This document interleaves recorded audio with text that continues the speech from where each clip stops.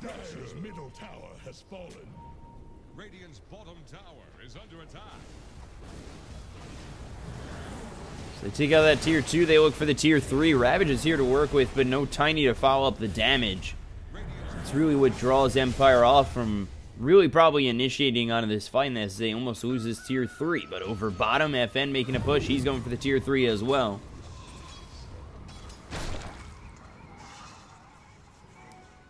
And, you know, 3,000 net worth lead still here. Almost a tier 3 down over mid for the side of Empire. They got to be very careful. They still have the Aegis here on the Shadow Fiend, so they could just get these BKBs finished off and fight once again once they have them finished. I wouldn't be surprised if they want to go in again on Empire.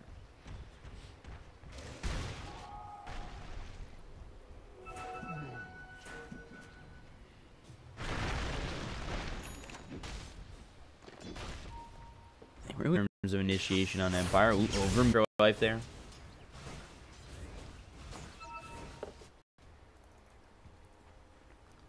Empire sure does have the ability to come back in this game. The BKBs coming out for effect are a big push in the. Of course, you've got Empire who to control with the Ravage, Lightning with just the ability not able to. Like, I think Tiny does need a little bit more farm, and he's going for the Echo Saber into the BKB, but I feel as though he might just need the for mid again. Effector just looking to push. They have the BKB ready onto the Shadow Fiend, just about ready onto the Dragon Knight. They'll take the tier 3. There's the Bruce Split. I mean, you Cyclone up, you take a look a little bit further. Afro Ninja comes in, the 2-man Burrow Strike. There's the Requiem. The Ravage comes out onto the entire side of Effect with the Avalanche Toss coming through.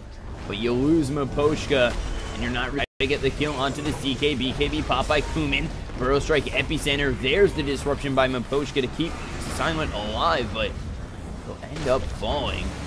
They've lost the Tiny, and Blink Southern Crush onto 2, coming around his FN, so maybe they can turn this around now that they no longer have the BK. Pulling him in close, he's getting quite low, but the kill with FN getting low, not able to do anything as he has no more mana. Down goes a third, down goes a fourth. It could just be a team wipe for Effect, and Miposhka will that. Effect, they take the fight, they take out all 5, they only lose Kumin down, and Effect now up 8,000 net worth. 21-9.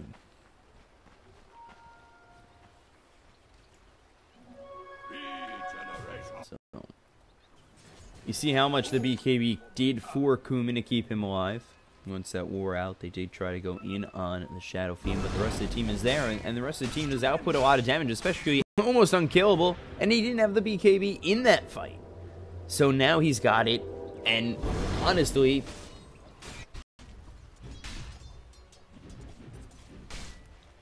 weren't really able to play as they would have hoped, thanks to the Brewmaster getting that Cyclone out on a Ghost Stick.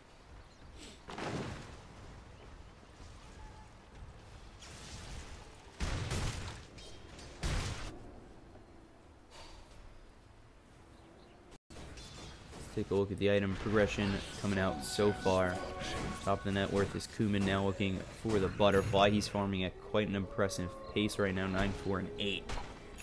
By FN, who unfortunately only has 7 Bloodstone charges left on his Bloodstone. Looks over at Kumin, Blink Southern Crush, Pearl Strike on a 2, and now this might be a little bit of trouble, but they have 4 heroes here. BKB pop, they're lining out again, the ulti thrown in from Maiden, but not going to find anything. That is good enough to keep Kumin alive for now. They're actually trying to go around the back, find him again. So they have the Vision, Blink, so their Crush comes through, Ravage out onto the entire side of Effect. They'll take out one, they'll look for more, but FN getting low. There's the kill. Now Afro Ninja Fire trying to get away. Is this Tiny, but there's the disruption, keeps him in place. Down goes the second one. None of them have buyback. The rest of Empire have to try and get away, but it's a very hard getaway as these teams close the distance quite quickly. Now they find a Courier. 3 dead on the side of Empire. None of them have buyback. The only ones getting away is Ghostic and Yoki.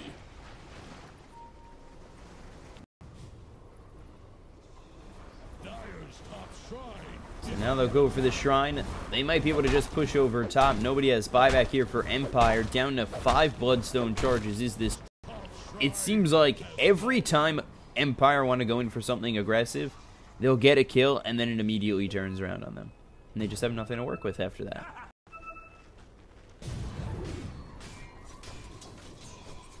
So King R to push over top. They backed off on Afo Ninja.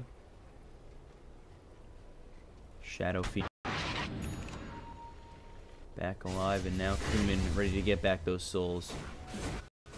And that's how effective you need to be on a Shadow Fiend. Get those souls back quickly. You stack as you're taking the camp.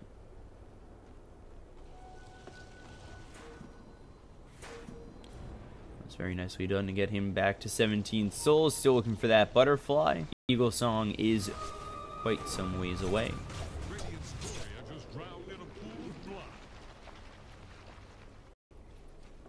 BKB also out for Afterlife, so. Over top. Avalanche used, but there's the Blink Thunderclap.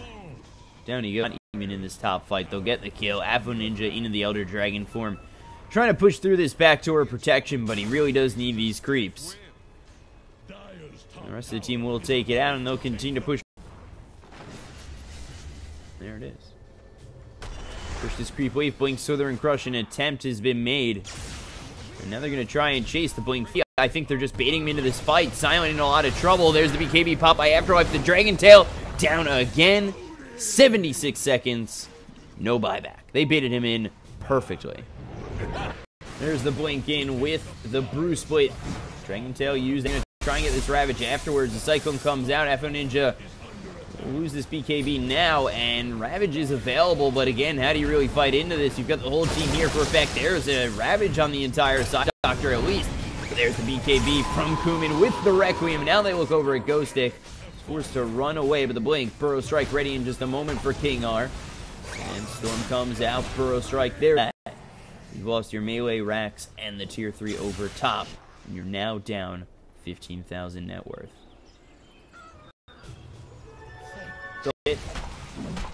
Sometimes it just gets so convenient for a team that's winning.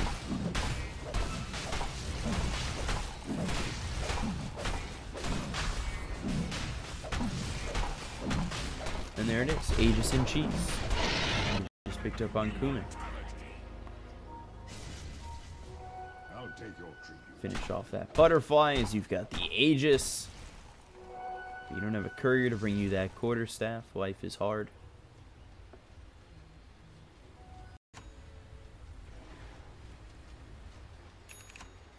Lotus Orb here for King R. Has that Yules and the 4-staff. Wow. King. They're 4,000 net worth ahead of Ghostic, who had a terrible start.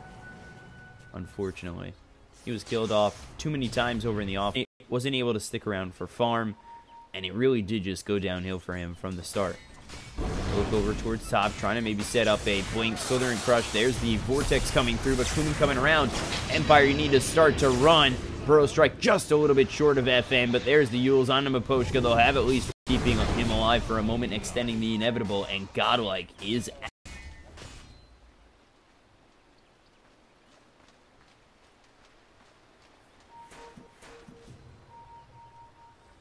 So, Effect ready to push over bottom. Why worry? At this point, you've got the Aegis, you've got the Cheese.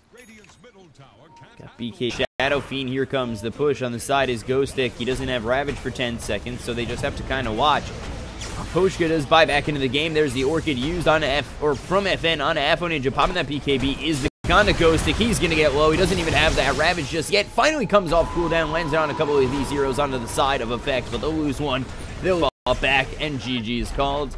Effect will take an easy game 1. Very nicely done. Nice.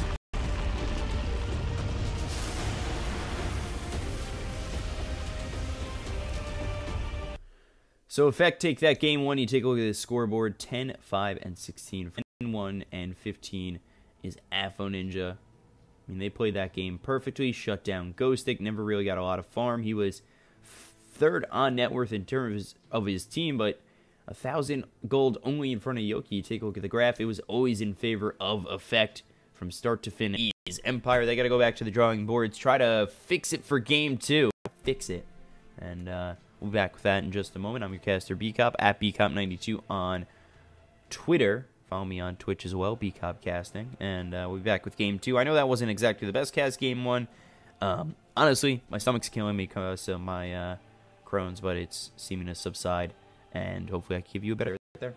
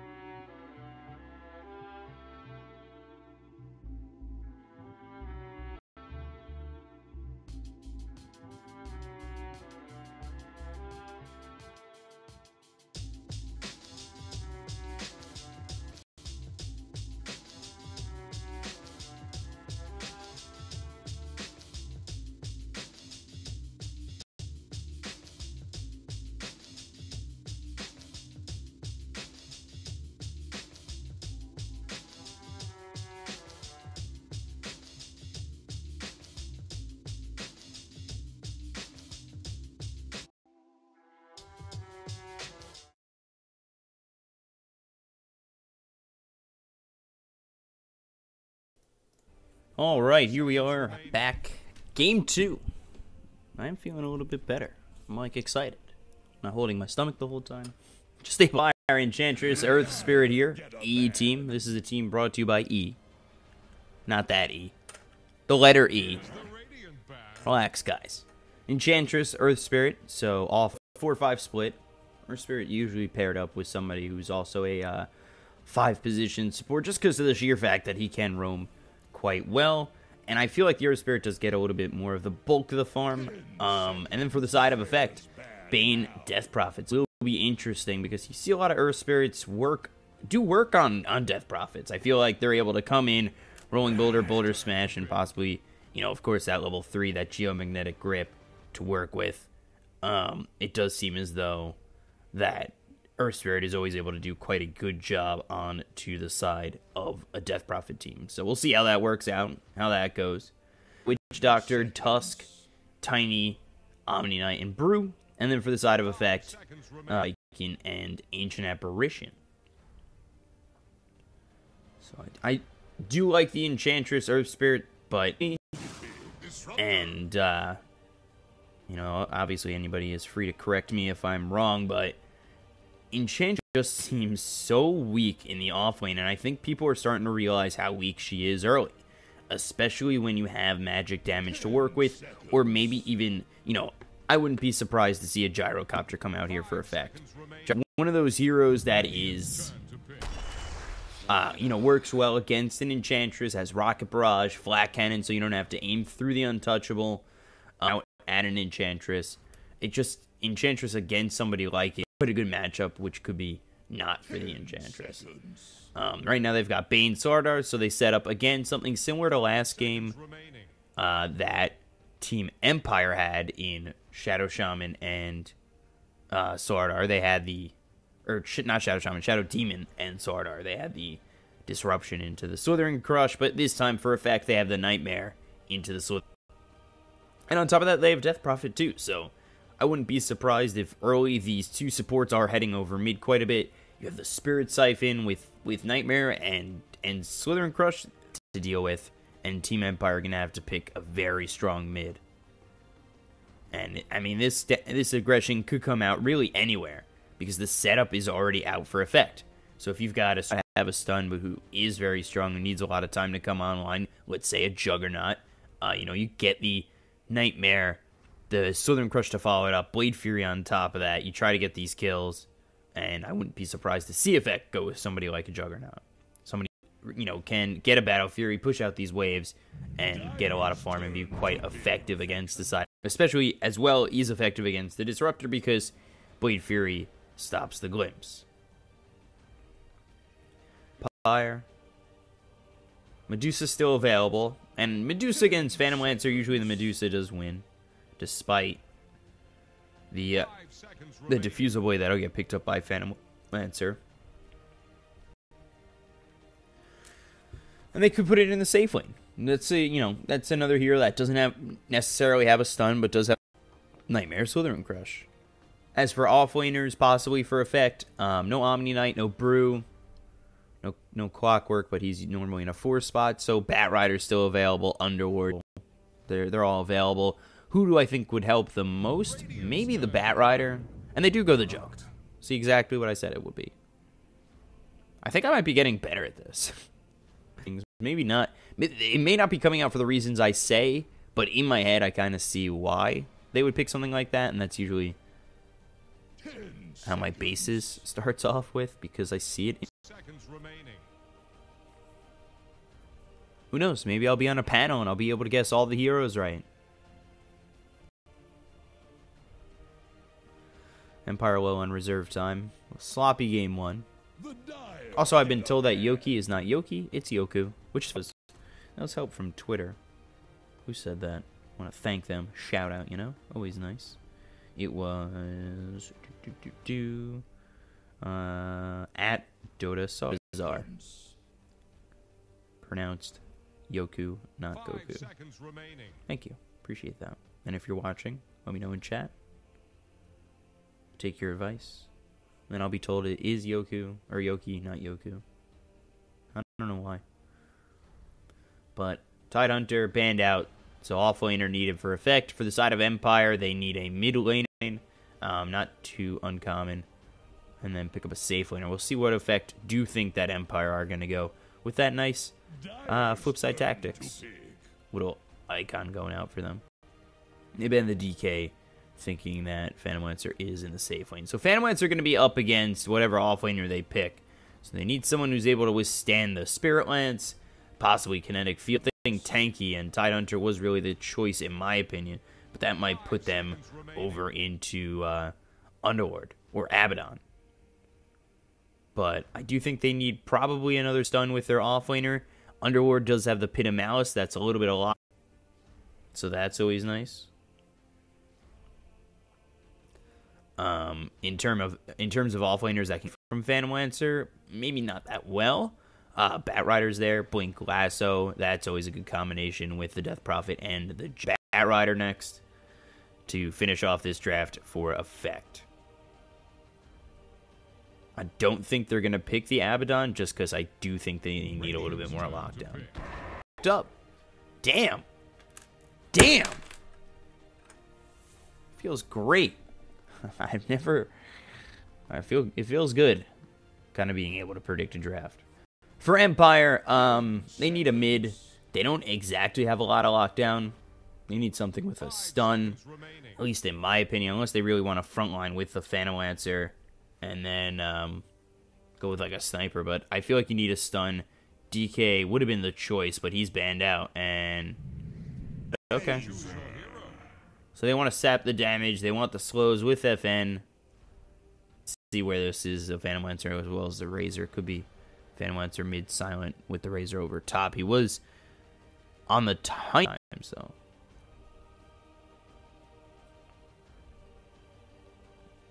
But then you've got Ghost Stick on the offlane. Enchantress, for his well-being, I hope he has a better time in the offlane this time around, but I feel like it's going to be a little bit hard. With Blade Fury, you don't have to really worry about on, as well as the fact that we usually see Enchantresses go to the Nature's Attendance level 1, and once you use that, it's such a long cooldown that you're not really able to harass out this offlane Ghost Stick Enchantress. Could see it become a problem for the side of Empire.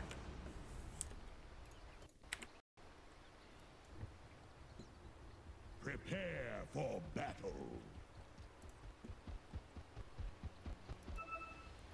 So, mid with Razor in the safe lane. That's up against an Underlord.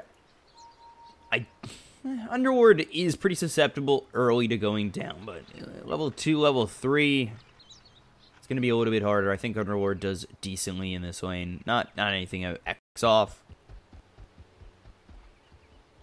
But Afterlife is going to be on this Underlord for the side of effect. Kumin here on the Juggernaut. Mid is going to be Aphro Ninja with the Death Prophet. King R with being played by Maiden for the other side.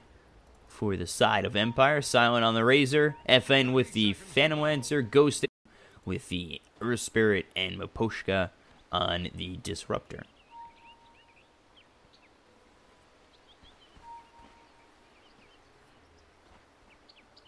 And it looks as though it's 4 heroes coming over bottom. With, and I don't think that the side of Empire is going to want to come over on this. They land a Nightmare. Maybe they get the Firestorm on top of that. Aphro Ninja with the Spirit Siphon. That could be trouble. But for right now, it's 2-4, seemingly 2. We have Aphro Ninja on this Death Prophet going 2-0 Tower. Over bottom, Afterlife. Locked into the kinetic field, but again, probably no real danger of going down. We take a look at the Enchantress. Blade Fury already used from Ghost Stick. And you take a look at its 45-second cooldown. It just... I don't know. Over no enfeebled taken just yet. Probably going to go to the Brain Sap first. You just want that early damage, especially on Ghost Stick. Continuing to get chased down by the Slither and Crush. Getting chased beyond this tier 2. Almost looking for that first blood. And they push the lane for Kumin. You're getting basically what usually happens in an Enchantress lane, especially with the fact that teams have found out that how weak Enchantress is early. It usually opens up in the safe lane whoever is up against that Enchantress.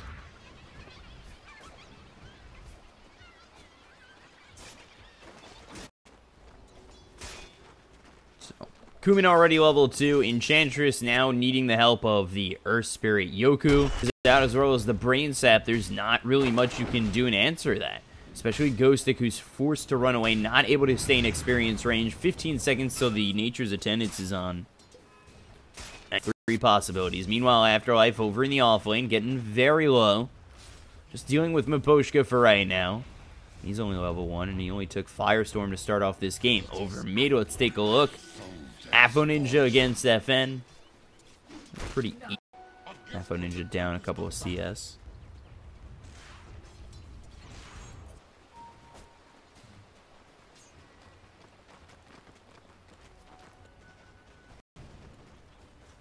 So, right now, Enchantress still level 1, just has Nature's Attendance.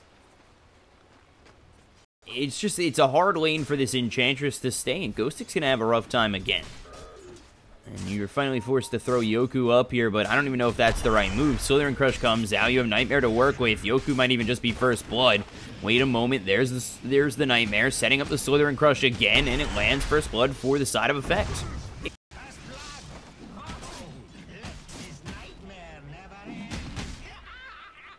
So, it's First Blood for dominating in, where Ghostic finally hits level 2, finally has Enchant, but no Untouchable, knowing that that's probably really worthless on Ghostic early. It's usually a 1-1-1, a little bit difficult. Afo Ninja going down over mid, FN forced to use out that salve. So that's a close lane between the Phantom Lancer as well as the Death Prophet. They've got this lane pushed under the tier 1.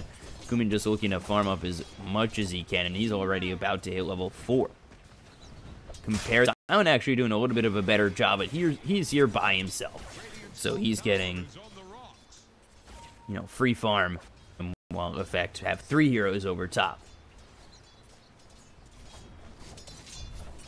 So let's see if they start to head over mid. I wouldn't be surprised. You send the Bane there with the Slardar. It should kind of open up the lane a little bit in FN. That might make him susceptible early to a gank or two, especially with the Nightmare coming through. But over top, let's take a look. Kinetic Field rolling. Yoku can grab the Bounty Rune. But here comes King R around the corner, Slithering Crush onto this Earth Spirit, and now they're going to have the body blocks to work with, but the damage is high from Miposhka as well as Yoku. There is the Kinetic Field. Miposhka getting run down by this Blade Fury. Kumin slithering another kill for the side of effect. But they take this look over mid once again. The Spirit Siphon comes out, but Afo Ninja getting run down by FN as well as Yoku. I don't know if the Spirit Siphon's going to be enough. The Doppelganger comes through. The Spirit Siphon's been make some space and has, and finds the salve and is able to heal up, gets away from this Phantom Lancer, FN, who doesn't have enough mana right now. Doppelganger on cooldown. So, that opens up the lane again for this Death Prophet. Afterlife able to get himself level 4, 2 in the Firestorm, 2 in the Atrophy Aura, compared to the Silent now level 6. So Razor is level 6, but Jug himself a kill under his belt, and last hits he's 10 behind, considering the fact that he's had quite the open lane. And Enchantress has actually somehow found her way ahead. Somehow his lane that has been oh so open is now to the point that Enchantress is now level 5 and Juggernaut level 4. I mean, again, it is solo farm, but Pain and Slardar have left this lane. They're not really in experience range. Now they're just going to steal that siege creep. This could be bad for Met Stomp, but the Nightmare keeps him alive. Kumin coming through. Slithering Crush in just a moment. The Nightmare on Miposhka. They might just look for the kill onto the Disruptor and Crush with the Blade Fury. There's a kill. Ghostic still trying to go in onto Maiden, but he's got that Brain Sap to keep him alive. The Thunder Strike comes out, and he'll finally fall 3-2 in favor of Empire, who do lead by 1,000 net worth. So despite being down a kill, they're up 1,000 net worth. Trade 1 for 1, 5 gold difference, a win.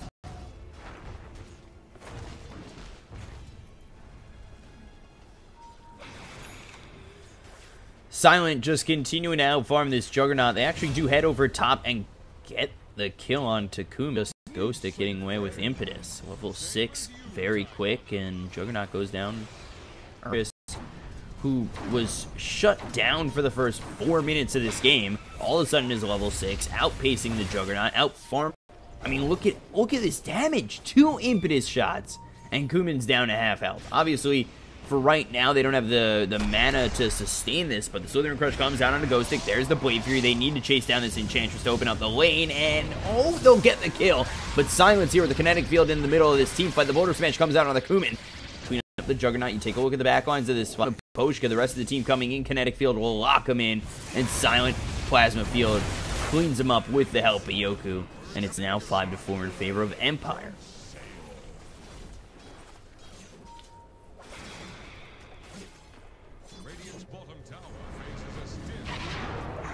Oh, Ghost Stick canted, slowed up, TP away. Meanwhile, Disruptor over top, taken out by King R.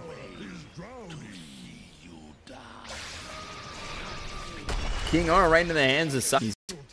He's quick enough to keep this link up for 105 stolen damage. I think Empire have made enough time.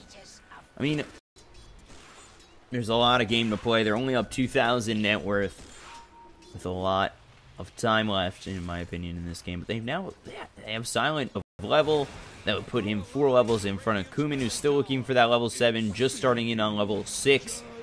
They're very far ahead in experience, which is really the big difference here, and it's 4,000 experience. Kumin in a lot of trouble. There's the static link. Silent forced to run away as the Bane is out, and that's under the tier 1 tower. You can't be that aggressive on the side of Empire. You can't really just throw this away. Dire's middle tower is under attack.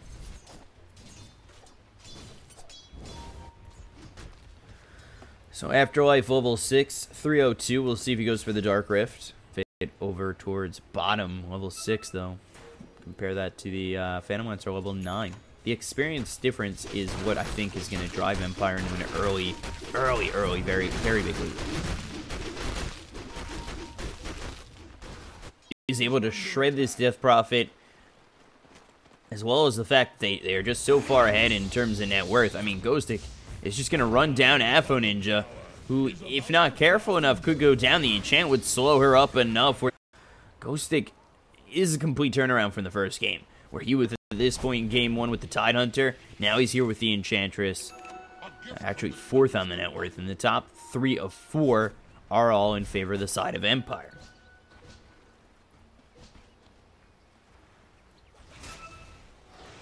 They're trying to get the kill on Silent. He's level 10.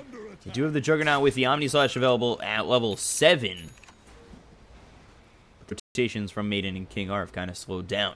They have smoke to work with, so they might wrap around onto the side of Empire, which is really what they need to do. They need to be quite aggressive. You take a look over mid, and Maiden possibly getting in range for that Nightmare. That sets up the Slithering Crush, but here comes the rest of Empire, and this is not what you want, as the Kinetic Field comes. Brain Step to keep him healthy, but Boulder Smash Geomagnetic Grip. That'll push back Maiden for sure. And then under this tier 1 tower, let's take a look. Kumin, 168 down, and he's forced all the way back behind this tier 1 in fear. Dire's top tower is about to take the Counter lines of that. Doing quite a bit of damage onto Kumin. Kumin still just here with the phase boots overall. You take a look at King R. He's looking for the Blink Dagger. Ooh, Underlord getting low. He'll fall to Ghost Stick. The TP is over for Kumin. Omni Slash comes out, but the damage mitigated by Mamposhka. They'll maybe get 1 kill on the Disruptor. Again, trying to work with that Iron. Look at the speed here from Disruptor. Able to get away from a 350 Juggernaut who has phase boots. They also let Ghost use for absolutely nothing. They end up trading 1 for 0, and that is in favor of Empire, now up 4,000 net worth. They're starting to really overwhelm the map of effect. top tower has fallen.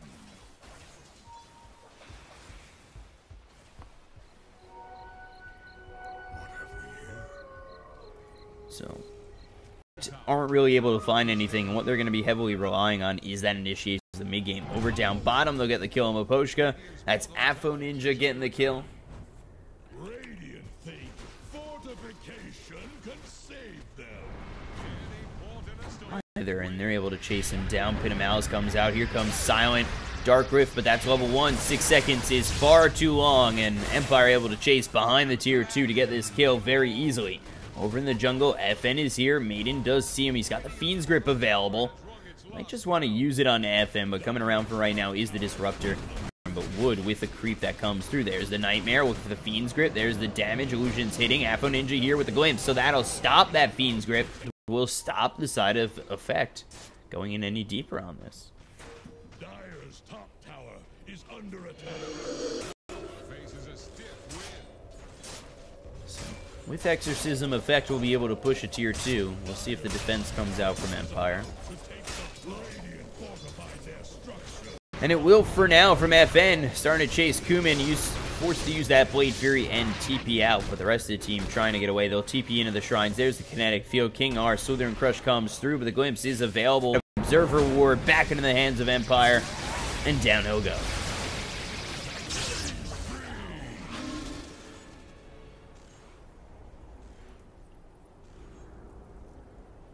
Combination of Disruptor and Earth Spirit is very doing a very good job right now in this Earth Spirit. You take a look at the Disruptor. He's level 6 as well. Has the Static Storm down to over on Enchantress. The Force Staff being built next. Probably going into that Hurricane Pike. And Diffusal Blade here for the Phantom Lancer. Crazy. Yasha. His farm, top of the net worth, compared to his lane counterpart, is 2,000 net worth ahead.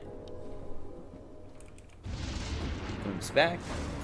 Afterlife running away. The Pit of Malice holds in Ghost Stick as well as Yo. Again is Afterlife, and again, 7,000 net worth lead here for the side of Empire. Couldn't withstand the tide.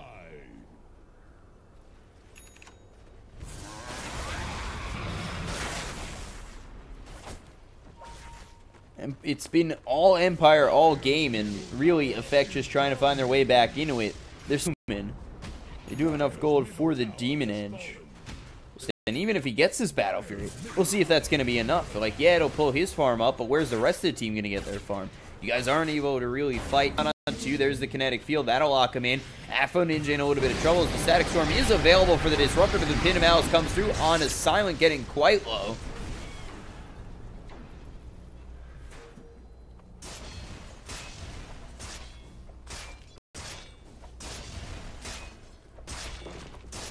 Empire here, 8,000 net worth lead. All the while, Phantom Lancer has this Diffusal Blade and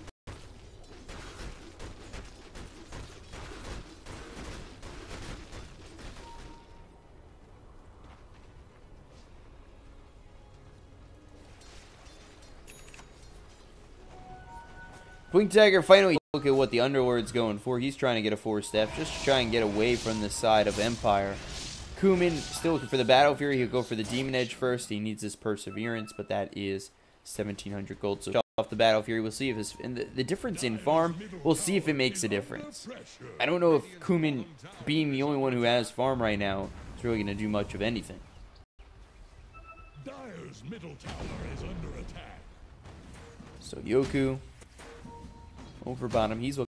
Dire's middle tower is under pressure. Firestorm, Pit of Malice, not nearly enough. Meanwhile, Maiden Dot near the tier 2, and the Battle Fury finally finished off for the Juggernaut, but it just seems like Empire able to continue to push with 8,000 net worth in their favor. A little bit low under tower. Nothing to really worry about.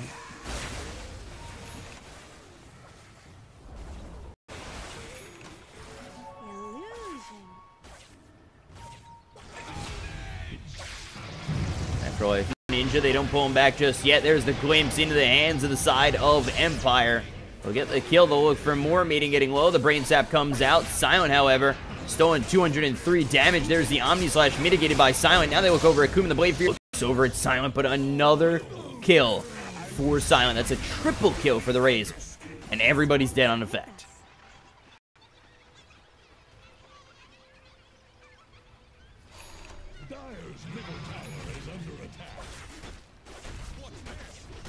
They'll take out everybody on the side of effect. They'll continue to push onto this tier 3. Blink Slither Crush onto Silent. Brain Sap comes through as well as the Pit of Malice. You're able to 4-staff him out thanks to... I don't have Nature's Attendance right now. But they are going to be able to go after this Roshan, especially with the double damage here.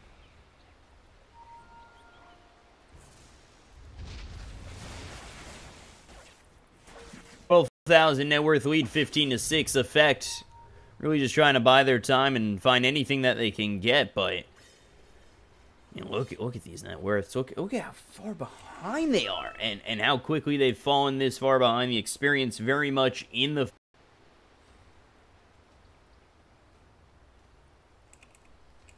Just see, they have so much control in this game, so much control of the game. They're so far ahead that even if Effect won a fight, I don't know if it would really do much of a difference.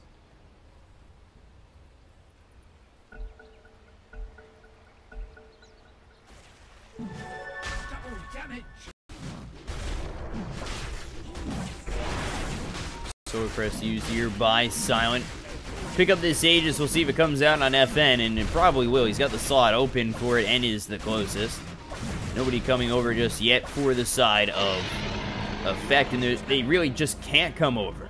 Aegis picked up again, up 12,000 net worth. Effect is trying to find any farm they can. They've sent Kuman over top with the Battle Fury.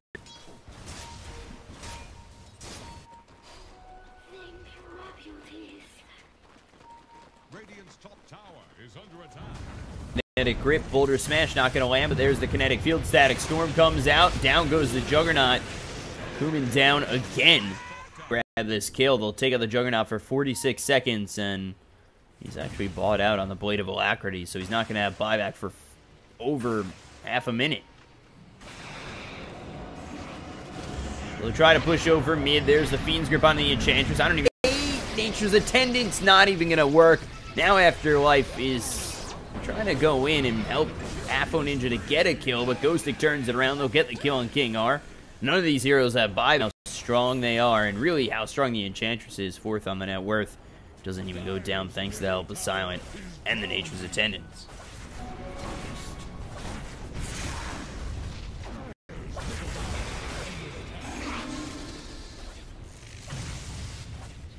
Three, now they go in. Spirit Land's thrown at Afo Ninja. He's going to be silenced. Somebody's got the Doppelganger. Pit of Malice comes through, and okay, FN going in a little to go out, but loses the Aegis very quickly, and maybe that's not the move.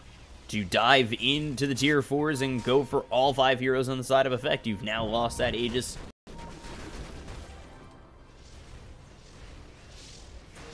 Wait for your use, Kuman. I mean, Glimpse is available right into the Kinetic Field. They also have Super Careful. There's 2 heroes. There's the Static Storm. Continue to go in. Kuman's going to drop 53 seconds on the sidelines. They even pop Exorcism. But this is just another hero dead. Godlike is Silent with the double kill. This is Effect now throwing their bodies at the side of Empire.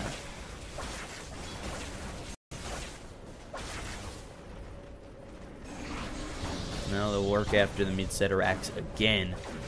Exorcism gonna run out soon, and we'll see if Afo Ninja is able to withstand this. Pit of Malice comes through on 3. There's the Nightmare. Blink forward from Yoku. Pushback is Afo Ninja, as well as the Boulder Smash. Geomagnetic Grip onto the Bane. They'll get the kill. Down he goes. Nobody dead just yet on the side of Empire. Afterlife trying to defend the mid-setter axe. He'll go down thanks to the Kinetic Field as well as the Boulder Smash. Now you look over at King Art, the Solar Crest on him. He's forced to go back. Silent again working his way on the Death Prophet. Down 19,000 net worth. And Empire losing nothing that entire time. They're able to just retreat freely.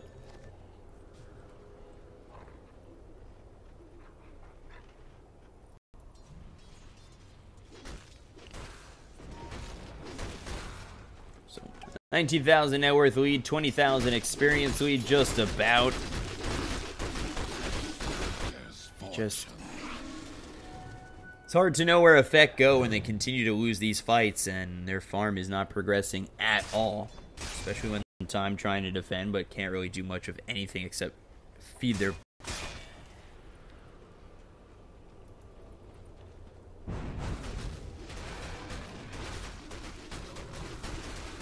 FN now looking for the heart after finishing off.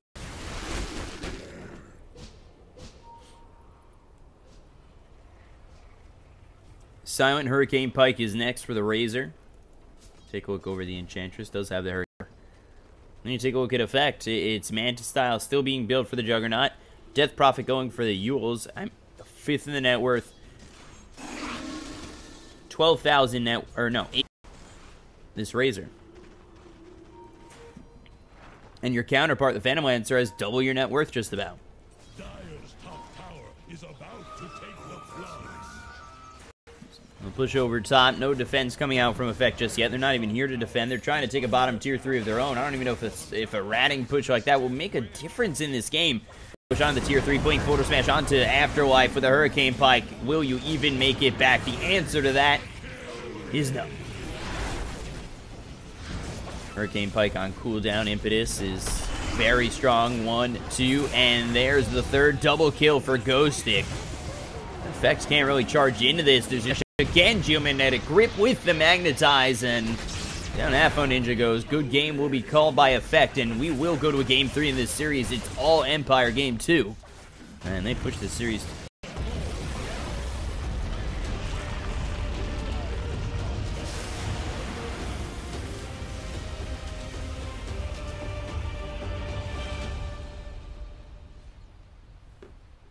So, Empire now, they're able to pull it right on back. I mean, you take a look at Ghostic, who shut down for the first 4 minutes of her lane, and then, or his lane. Now ends at 7-1-9, 1-1-11 for Yoku. Only 6 kills there for Effect, and the majority are on Miposhka. No kills on the 2 top cores on the side of Empire. So, Effect, they lose game 2. He pushes to wins this series and moves on in this qualifier. Will performance from Empire. Effect are probably going to be a little bit scared coming into this game 3, and they do need to go back to the drawing board, knowing that in game 1 they did have a plan that worked. So hopefully if they could recreate that, they might be able to make something happen. But Empire, they're going to work with this momentum into game 3, and we'll be back with that in just a moment. I'm your caster, Bcop, at Bcop92 on Twitter. Follow me on Twitter, no Bcop Casting. Follow me there, as I do cast there sometimes. So we'll be back in just a moment. Thank you guys for watching. Stay right there.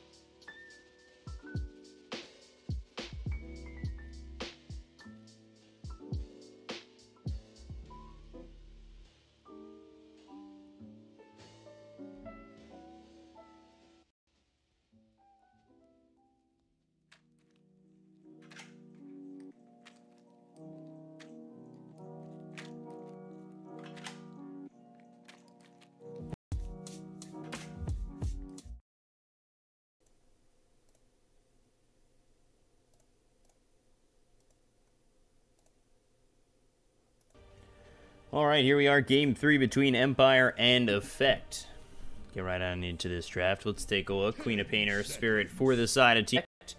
Tiny Bane, Brew, Death Prophet, and Dragonite banned out by Empire. And for the side of Effect, they've banned out Shadow Shaman, Enchantress, Sand King, and Rubik, and one more band to come. They've got the Offlane Omni-Knight and Tusk for the side of Empire, Queen of Pain mid, as well as the Earth Spirit to roam around.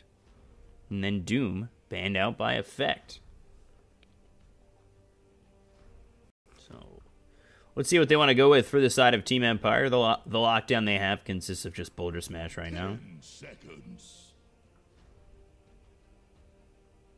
5 seconds.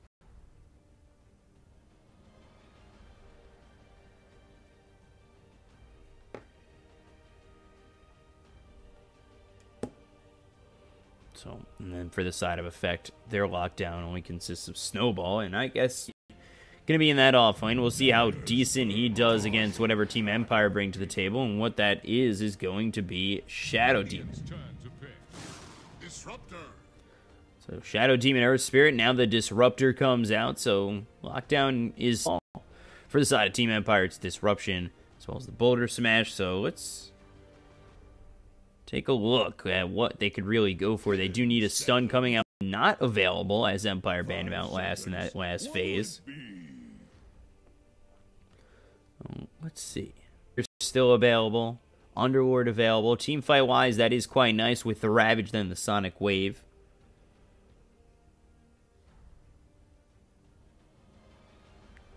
Let's see. What could you go for on Team Empire in the offlane or the save? Like a CK here. I think his minus armor as well as his stun is always nice.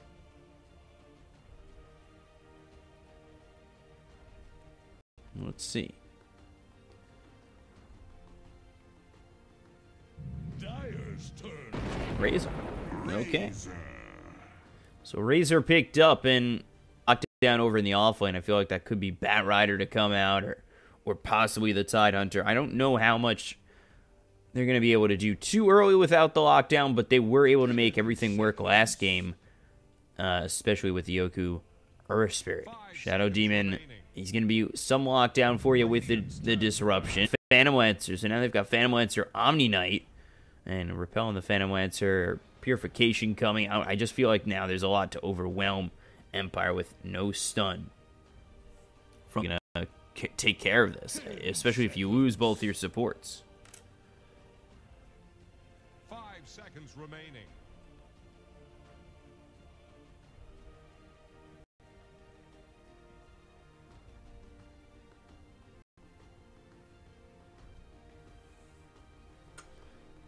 Last band's coming out for both sides. Effect, they've found their, I would say Phantom Lancer, if it's the same situation, he'll be over mid, but I don't know if Effect play it that way, and especially Empire, they don't think that they ban out the Storm Spirit, and it looks as though maybe Phantom Lancer will be in a safe lane. You got to figure out who that's going to be on the off lane position for Empire that can handle that, because Spirit Lance with Glimpse and Kinetic Field, they'll be able to take out a Bat Rider pretty quickly if they do send Bat Rider off lane.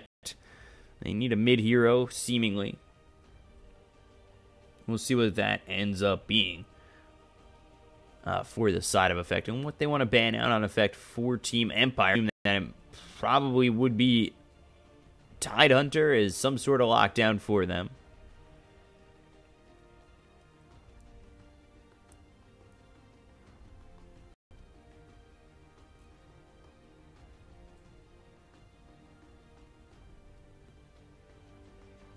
See what this last ban is for Effect as they also think about their last pick, as they have the following pick to this ban.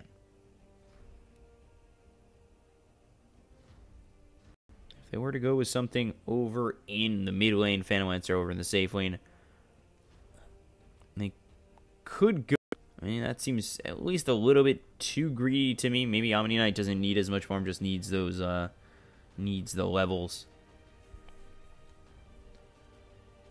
But definitely for that Medusa, maybe you frontline with Omni-Knight as well as the Phantom Lancer, pick up a Sniper.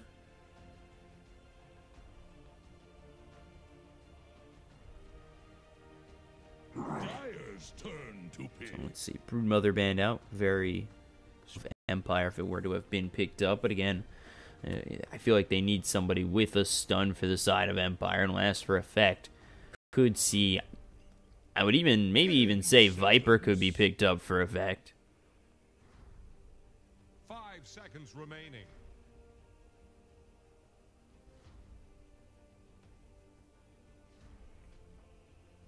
So, let's see. Let's pick to line up this draft together. And we'll have to see how Empire kind of conclude theirs as they do. It's got to be something with a lockdown, in my opinion. I think with the lack of lockdown, with what effect is going to throw your way, Phantomlancer is going to be able to really destroy you without lockdown. And in effect, they go to the Mirana. So Mirana, I like that. If you get a defensive disruption, it sets up the arrow. From the ice shards to come through. And Axe, okay. So Axe is lockdown, Axe blink, call. See how that works for them. Silent picked up here over in the safe lane for Empire, who just had a great game on that Shadow Demon. Yoku on the Earth Spirit again. FN on the Queen of Pain. For the side of effect, they've got Maiden and King R figured out with Disruptor and Tusk.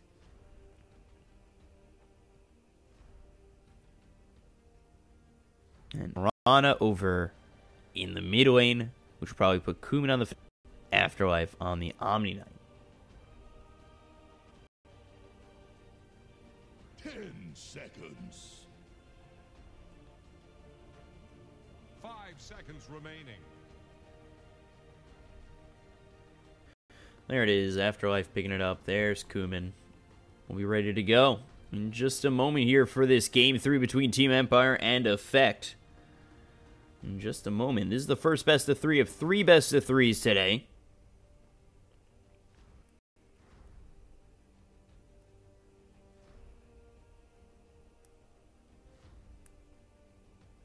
Now, it doesn't look as though it's going to go that way, but we're ready to go. We're off to the races in Game 3. Just realizing that a couple of these guys on it, Trump icons and then names of his family. In terms of matchups, they're going to send Silent over here. He's going to be up against the Omni Knight. Maybe not going to over against his Omni Knight, but Kumin with his Phantomlancer most likely. But Apo Ninja actually setting up. Switch over to the mid lane here. Go with this Phantom Lance. See how well that works with the help of the Shadow Demon. You can work with the disruption. 30 seconds to battle. Over mid. Put Kumin up against the Queen of Pain. Really necessarily be killed off that many times over mid.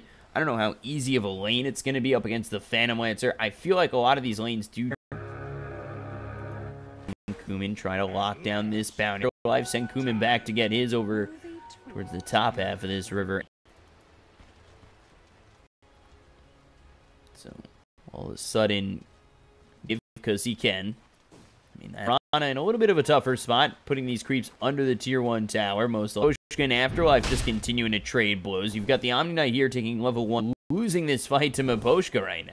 Comes out, the extra Omni Knights that are hitting, the illusions that come through to hit on Afterlife. This is opening up the lane for Silent. A good time, and I don't know if you really want to give him disruption. They continue to come in. I don't know if from Silent, only stealing 47. Right, not as great. And over. Let's take a look. Rolling Boulder out as they send the Disruptor over here. Ghost Stick level 2. He's taking Battle. No call just yet. He's up against the... Can continue to put this Battle Hunger out on Tempter to try and get a kill. Meanwhile, over mid, FN ground, forcing that salve out by FN. Just continuing to throw that Spirit Lance the way of FN, making this lane for the Queen of Pain. Disruptor getting spotted here. But right now with Maiden, who does pick up the bounty room. And he'll grab the other bounty room. Rana's lane not going terribly. 6 and 4, so does have a little. He's going to be a hard hero to go in on at this moment in time. And actually, they'll come over on Maiden. So no Boulder Smash, but there is the tier 1. But they don't have that call to work with, so they don't have that bonus armor. Can't really just run under the tower without the call, but he'll be able to and continue to cut this creep wave, make the lane that much harder. Oop, goes back under the team in front of that rolling boulder out. Afo Ninja, he does get first blood with the help of Maiden. It was a great play by the Mirana to get in front of that Earth Spirit, making sure he can't rolling boulder away. Yoku ends up dropping for first blood. Effect. They'll take first blood, and Ghost Stick's going to be hard to kill. The more armor, just don't know if they have enough to deal with this up against Kumin and King R. King R, just Ice Shards, not even. So he's still just level 1. He wants the rolling boulder on the bounty rune, but we'll go. Come and be judged fairly.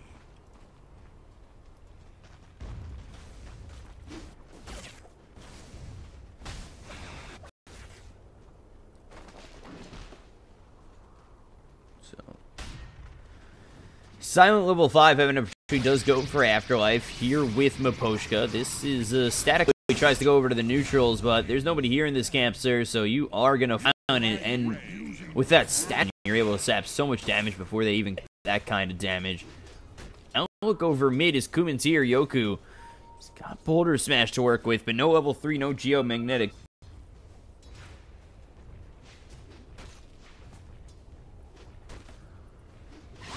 Again, they look over at Maidens here as well as King R. The rolling boulder comes in. The glimpse is going to be on back on FN. Will is Kumin. FN with the screen way out, but with the ice shards there and no rolling boulder to work with. He will go down and ends up being a 2 for. So 3-2 in favor of Effect right now. 3 heroes over mid, opening up the lane for Mirana, but has found himself level 5. He's got 1 in the call, 3 in the counter, Helix, 1 in the Battle Hunger. Then you take a look. 6 went 3, 1, and 1. 3 in the Starstorm, 1 in the Leap, 1. Ice Shards blocking Miposhka's path. There's the rolling boulder on to Afterlife. Snowball comes out. That's still going to hit on Miposhka. Disruption to work with, but it looks as though King R is going to go down anyway with the Plasma Field hitting. Afterlife going to try and TP out the damage to kill off Afterlife. Kill does go the way of Silence.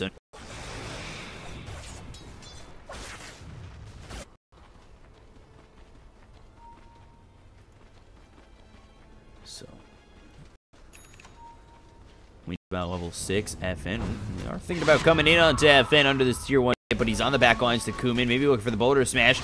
He's over here. This is faking as an illusion. He's able to. There's the Sonic Wave. They'll look to get the drop. Now you look at Kumin continue to work on Yoku. Yoku rolling boulder out.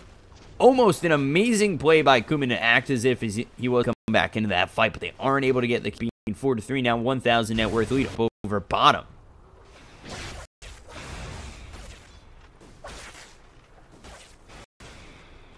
So just a slight lead for right now. But Silent with this stack, able to farm up more, going phase boots into the drums, or maybe going in to the SNY. Afterwards, you take a look at the Queen of Pain, fail to follow that up. And then Axe, of course, going for the Blink Dagger. For the other side, Effect, Phantom Lens, Aqua to come out first. Murray in the stash, but we'll see what comes out.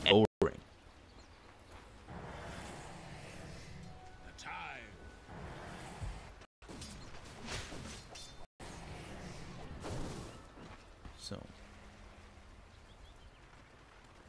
farming up. I feel like this Razor could end up being a big problem for Effect, especially he's getting close to life, not really finding that much farm. Top of the net worth by 1,200 gold compared to, I don't know if it's enough, only 300 gold in front. I had time to find us. Disruption gonna be used, and this is Miposhka trying to TP out and gets away. Able to find himself. Disruption saving his life, and with the glimpse in the arrow throw, and he gets out. He denies that kill from Effect that I feel like Mirana desperately needs. Now you take a look. Boulder Smith, this kill. There's the call. There's the dunk. Ghost Stick cleaning up Disruptor. Maiden goes down. And at a pretty decent pace as well. Catching Dagger.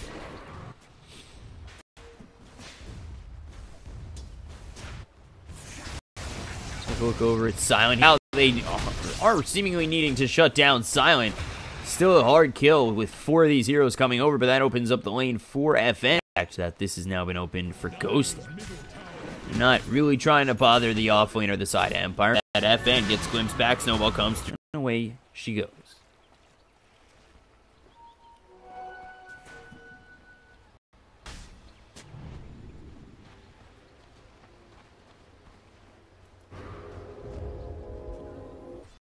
They lead with the disruption, they'll be able to get themselves the call, and there it is with the Battle Hunger Boulder Smash disruption, lines it up for Ghost Stick. He's actually there despite the lead at dunk again. Ghost Stick's starting to feel like Space Jam over here with the amount of jam.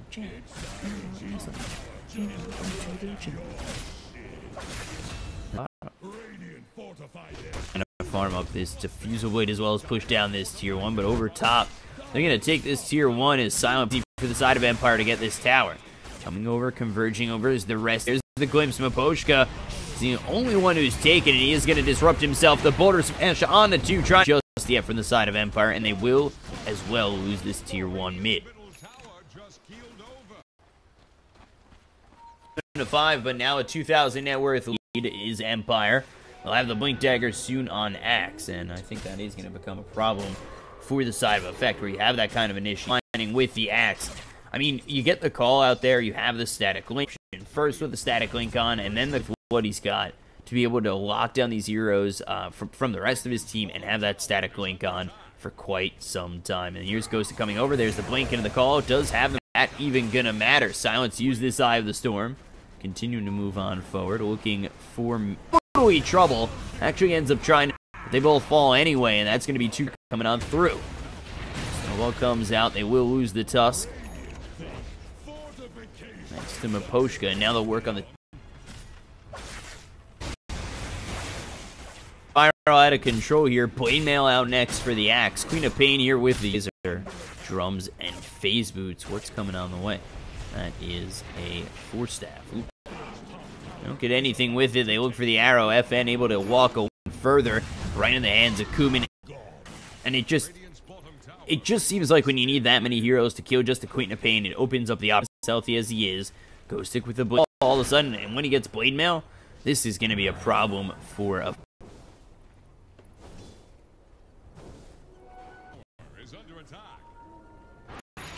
So of course they are just at farm. Phantom Lancer is Blade yet. He's still working on that. And then you take a look at the Marana.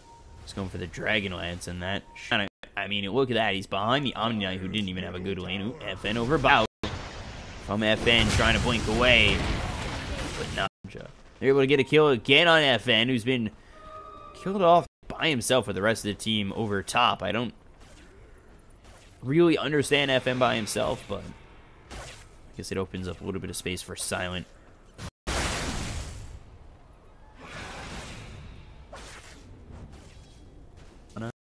Waiting in the trees. The Boulder Smash, Geomagnetic Grip, Magnetize, use the dunk, not getting the leap back, but the Battle Hunger is enough to get. So, because he was in the Static Storm, because it's not off cooldown. Wasn't able to do something. Oh, Static Link is going to continue on forward as Kumin takes 180. FN just continuing to push with the rest of the high ground area, except for Static Link, Snowball. I mean, time and give me more damage. Now 140. Silent all by himself for Poshka. Shards keep him nearby, but the Sonic Wave on the back lines, that's going to be FN getting the kill on the Maiden. The force to this Razor, but there's the disruption, trying to keep him alive. The Shadow Poison being spread around onto the... Now you look over as the Blink Call is going to hit onto Afterlife.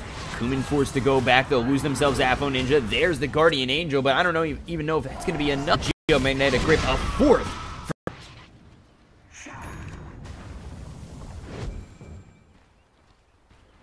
6,000 net worth lead here for the side of Empire. Really starting to snowball over Effect. You see how effective they're on. Blade Mail coming out for Silent, I would assume. There it is.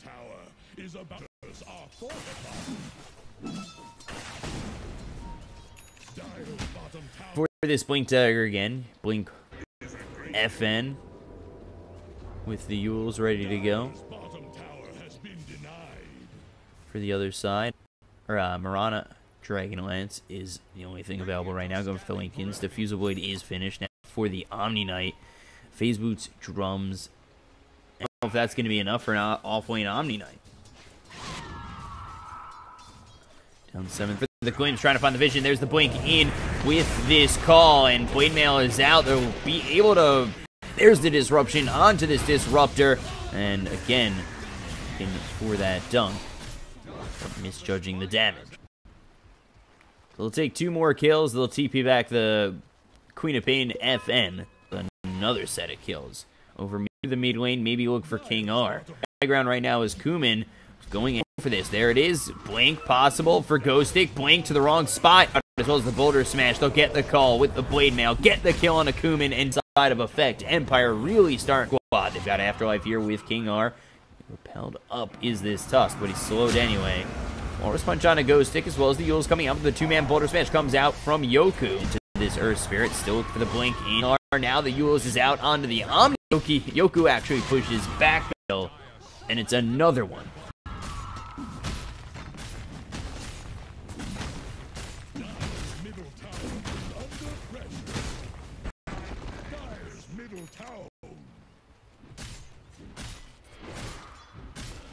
So it's an 11,000 net worth.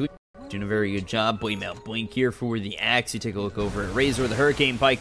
BKB next for the Razor. Shiva's Guard. Compare that to the other side. It just doesn't look like they have Silent No Mana. There's Runaway. The Snowball hits with the Walrus Punch. So Disruptor will get it, but it's only 1 kill in their favor, and they have to keep alive these other heroes. They'll lose the Marana.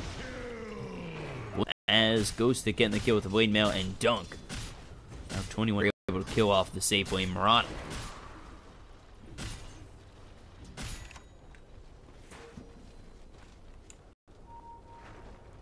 Quick again. Got this ward on to this. Spots him once again and right into their hands. Blink call should be another kill, but the Yules comes through from after. It's coming through. Finally gets the repel off. Out is going to be FN. The TP through from Kumin. I don't know if you want to be in there against the side of Empire. They're going to have the call again in just a moment. The Guardian Angel comes through before Afterlife dies. They go after Yoku. They disrupt, but down goes 2 more. They look all, and Empire move on to the wipe in their favor.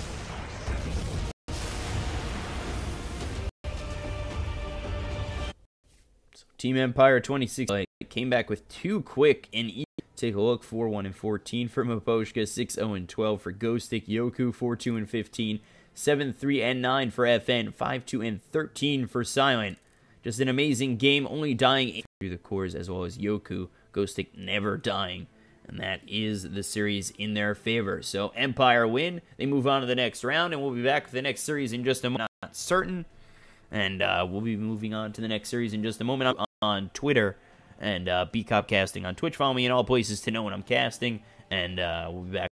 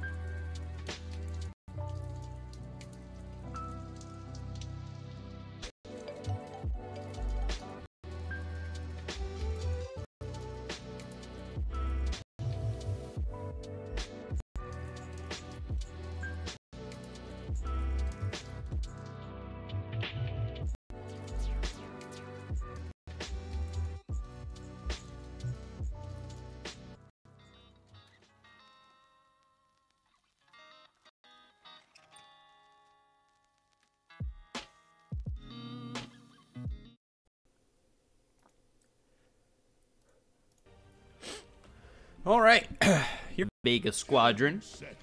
They eat something really quickly, and it's starting to feel like I, in fact, forgot to remind me, hey, can you guys make this as hot as... And to that, now, my mouth... And, why don't we? So, Bane, Swordar, Razor, Bandit, Shaman, as well as that Gyrocopter. Then Vega Squadron, they ban out the Clock, the Tusk, the Witch Doctor, and the Tide, and the Dazzle. So for Suicide Team, it's Yol, BZZ, Vanscore, LFT, and Zayak, Blizzy, Undershock. And they were playing the other day. They're a decent team, I believe. Vega Squadron, it's a new lineup where I do think they need a little bit of time to really get their chemistry down, get everything kind of figured out, and maybe they've progressively gotten better and better as time has gone on. 5 seconds remaining. So,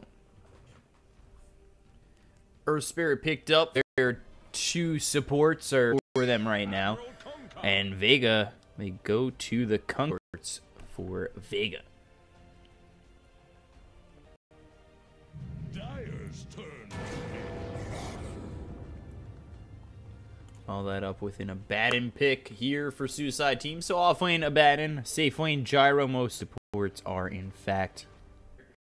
If it is a safe laner, throw the Gyro. I don't know. I kind of like Gyro safe lane a little bit more than I like Gyro mid. And 4th pick coming out for Vega. Let's see. Maybe they keep the Gyro mid. Phantom Lancer. I mean, Phantom Lancer could go mid too. 10 seconds. But for now, it's probably Bruno Tide. No Doom. Omni Knight. Still surprisingly this late into the draft.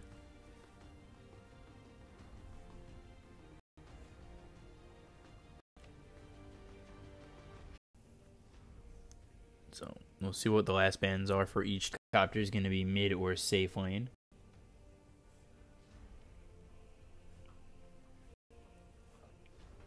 Out this next pick for them, and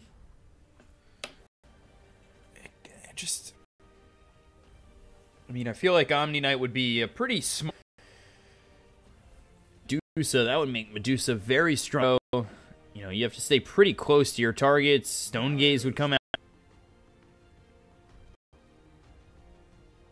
Last ban here for Vega Squadron.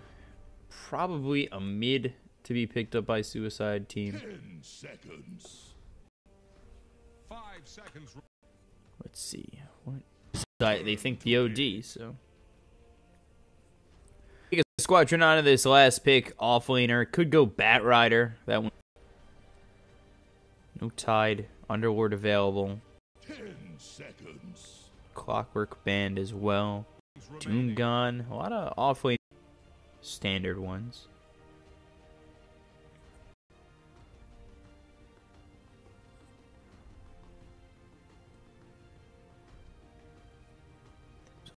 Let's see what they want to pick up last for Vega Squadron. They get the off lane, pick something else up.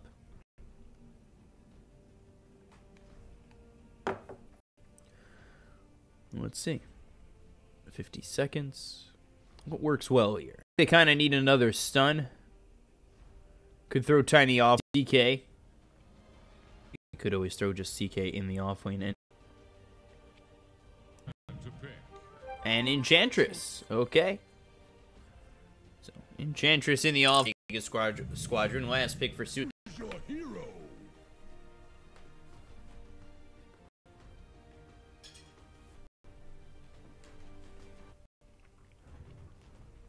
Of the Weaver, not a huge lockdown here for Vega.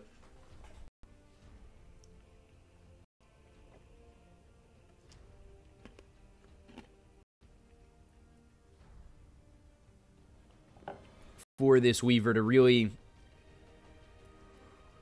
go off on the side of Vega Squadron. Abaddon a little bit later in this game, where he's got the Aphotic Shield to protect you.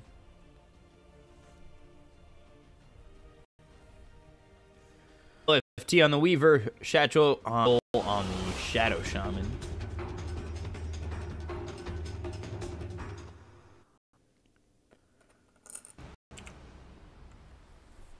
And for the side of on the Tiny, Zayak on the Kunkka, and then finally Blizzy. So Enchantress is going to be here up against the Weaver. Gyro does in fact go over mid. I think Enchantress, but is very easy to lane against. Giving me that hiccups. I just feel Shadow Shaman, Shackles or Ether Shock's gonna do a Geminate attack is, you know, with no unstoppable. Excuse me. Enchantress very susceptible in this off lane to going down, in my opinion. Take a look, Vega. This top bounty rune. They don't actually piece, but Shacho grabbing this bounty rune and taking it to survive in this lane. Over mid. Undershock. Undershock up against BZZ. I just feel like Gyro should have a decent time here. Maybe Tiny. No real aggression unless there's over. On the Enchantress, Nature's Attendance used, and early there's first gets it. The Shadow Shot is this Enchantress, and I feel like with that, Blizzy's just looking to get to level 3. No experience under Blizzy's. A really hard lane for Blizzy. How many times you're going to be able to go back where you're going to be in a lot of trouble now with supports outpaced being a problem. Vanscore tossed back into the tower. A lot of damage for Spirit. He's forced to use that salve. And then over top again has the Curse of Avernus.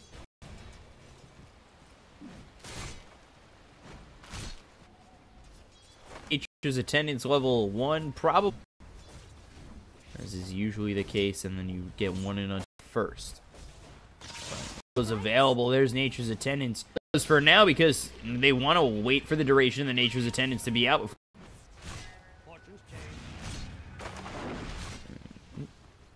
Chatchwell go after this Dazzle.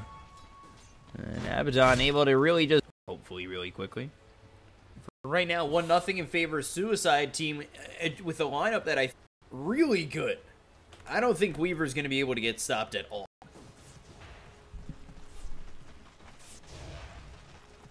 So, body block shield again, Torrent, but not. And they still just continue to chase onto this Abaddon while we're Poantimos. So, Enchantress now level for the enchant at all. And then still, Shatro just continuing to get harassed by this tier 2 area. But a TP coming, Sioma overstaying is welcome. There's the rolling bullet. Vanscore chooses to use it. And they will continue. There is the Shallow Grave just trying to hit a kill. And Dazzle.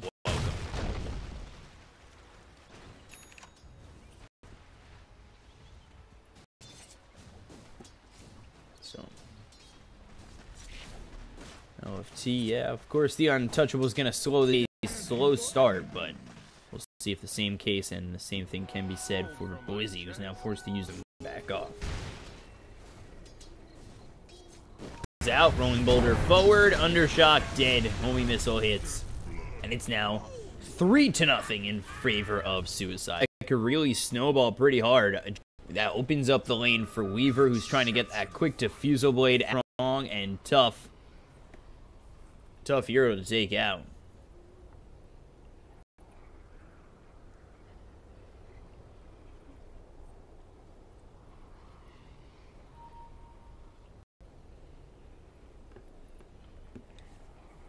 He's already level 4.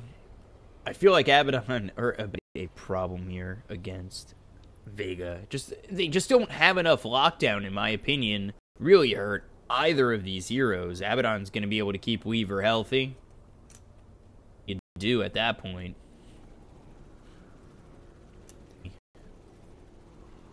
Looking like he's going phase drums. practicing my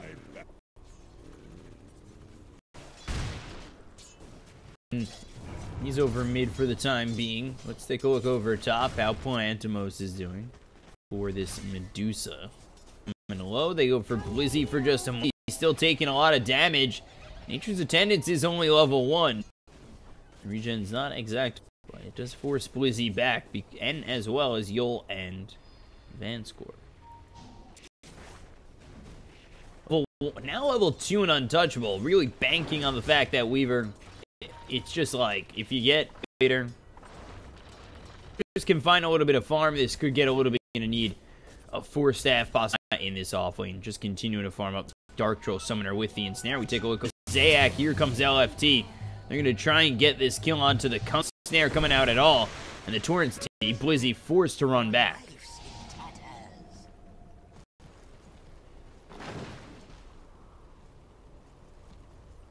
It's still only working out for the side of Suicide Team, just as I drops.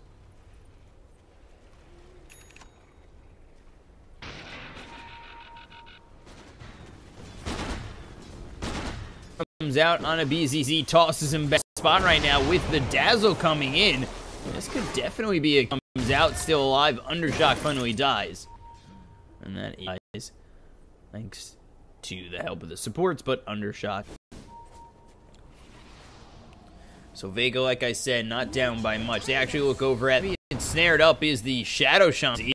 Boulder Smash hits. You still have Nate missing, but it does make enough space for Enchantress to back off over. It's the bone, and nobody's going to attack it.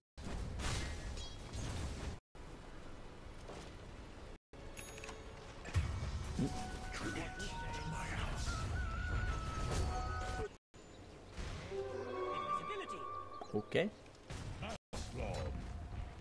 Going under these tier 1s. There's the Nature's Attendance being popped out over. LFT's got to be careful. Does have time lapse to work with, but too risky, and all of a sudden you find yourself dying, especially if Blizzy were to have hit level 6. Plantimos over top, going for the mask. Picked up next, and then for the other cores for the side of, or for the Weaver. Oh, Gemini attack. 2 health. And that Courier coming over top, maybe trying to go with Abaddon.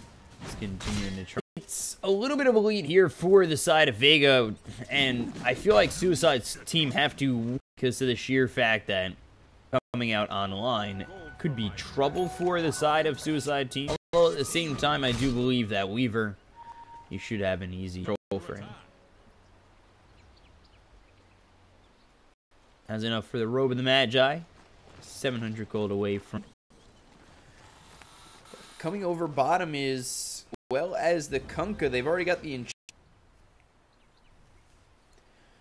the wraparound starts. So let's see what they can do to try and kill. Just trying to draw the Weaver out. You have no himself pretty far out there and probably in a little bit of trouble with the rest of the team coming over. Meanwhile, over mid, there's a smoke coming. Gotta be very careful. There is the toss. Avalanche not gonna.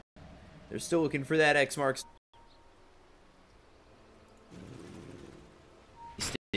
Smoke gank opportunity from the side of over mid. Boulder Smash is gonna TP out.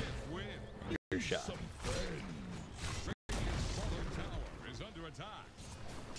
So they get this. Just it's a kills in a 12-minute game. Finally, that how much that's going to do. Avalanche toss already used. Undershot going to be forced to run. Yol coming in. The homing missile will hit. Making the TP over. They don't want to dive in. That could end up being a couple of kills in the side of Vega's favor. While enough gold here for the Weaver. As well as the Medusa, who's got that Mask of Magic.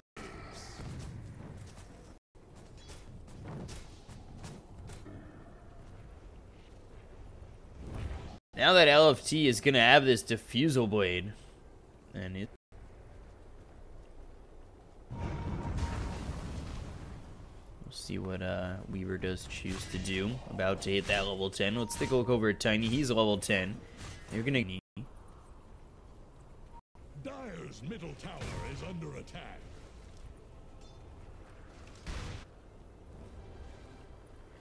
Base right now for Palantimos on this Medusa. We'll see if that's Vega to really hold this together, because I just don't know if they have enough lockdown for Weaver, who would be okay. Meanwhile, Yul gonna be killed off by missile with Chatro, taking a lot of damage. And Medusa just continuing to push over. It's a kill. He works over further towards that Shadow Blade. All the while for the Dragonlance.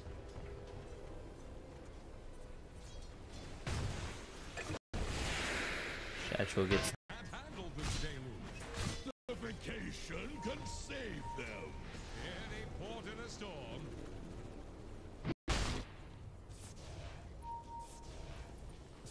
Side of Suicide Team, but the net worth is about. You can consider the fact that there isn't a lot of lockdown either for the Medusa team already. Then you compare that to the Tiny. I mean, there's not for the Silver Edge first.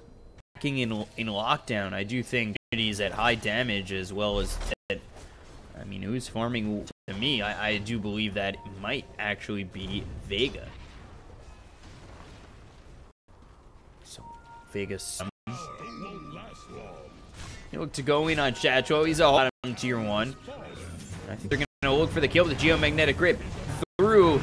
And the Shallow Grave for right now keeps Zayak on. Will end up dropping. It will be 1 kill. They're going to be able to push tier 2.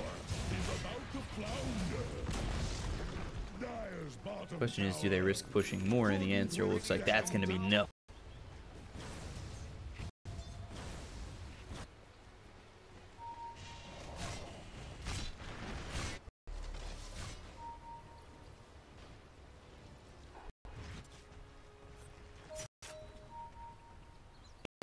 Decent in terms of their farm for right now.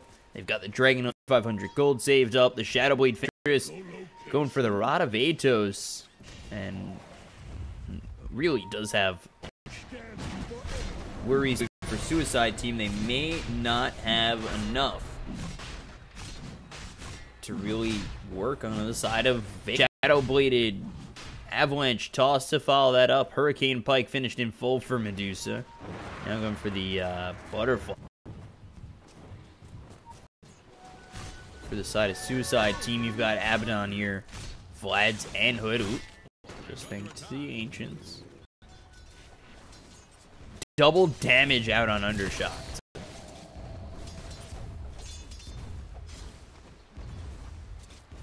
Swarzy as well is okay here.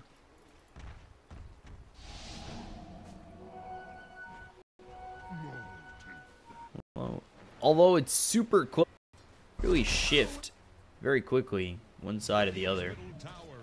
Just with push, how big a team fight could go the way of one side or the other.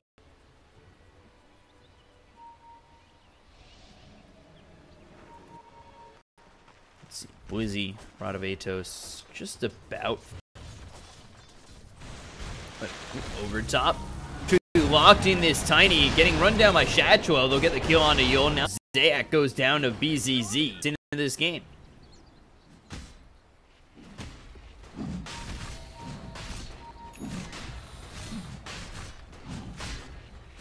With that, they'll head into the Roshan pit. Doesn't look as though Vega are going to change. They just picked up onto this Weaver. Enough opportunity for them on the back lines. Let's take a look. Tiny getting low. The rest of the team is here. BZZ look a little bit further down the line. So 2 kills go their way. And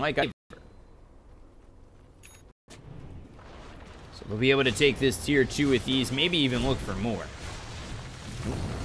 Diffusal Blade, Boulder Smash, Enchantress is very low. But Yul gets the kill. Could go to the tier 3.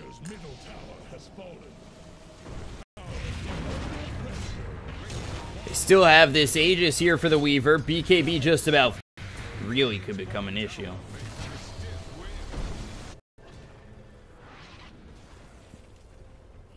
Tier 2 chip damage onto the tier 3 getaway, and TP bottom Van score, and the rest of the team actually Find Palantimos. Avalanche going to be thrown. There's the time lapse. Need the rest of your team to be there if you want to go in on something like that. And if they were, that would put that in their favor. Middle tower is under attack. Fortified their structures. Attack the hero. An equal trade. When they've already lost a tier 1 and a tier 2, they're going to need a team fight to go their direction.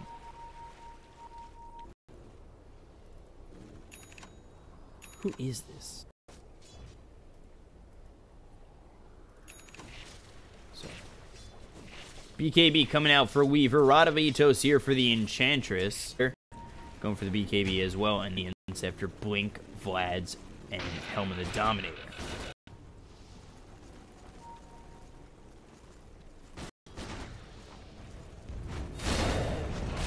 Push over top again, and a little bit find themselves the Enchantress. Shallowgrave comes out to survive all that, but it does push them back.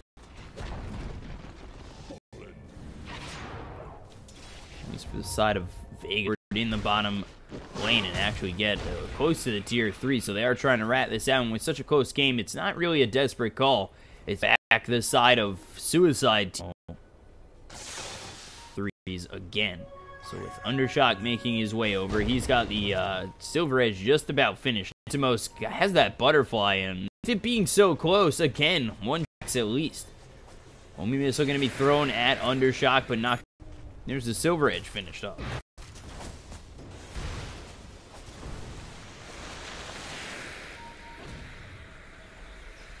So Vega as the Homie Missile is on. Chacho trying to lead the charge.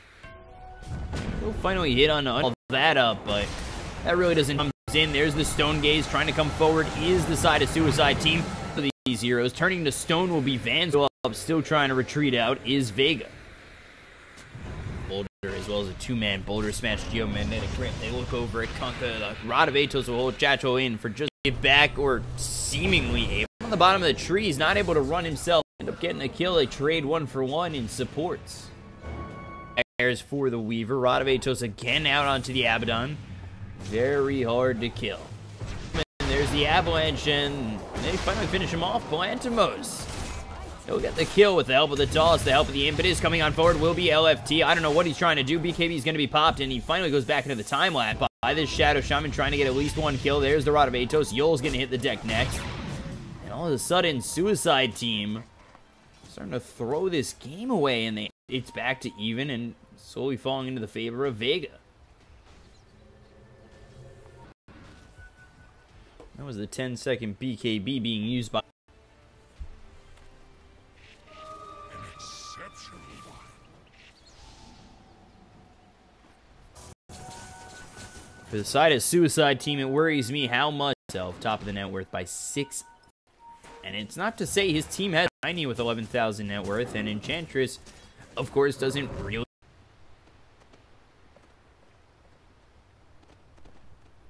A golden thread.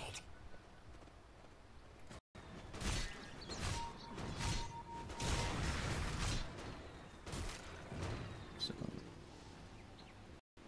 it's now about an even squadron, especially this Medusa, are gonna become too big for the side of.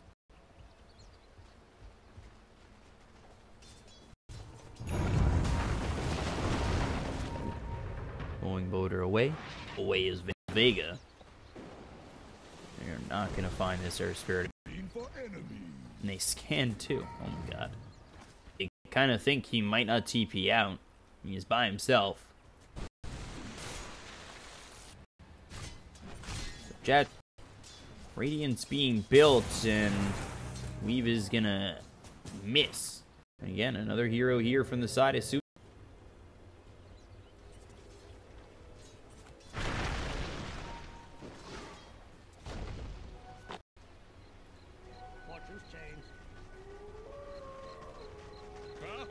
So, finished here with the Scud on 20,000 net worth. Gyrocopter going for the butterfly. Just a moment, no BKB there, and then Weaver with the MKB.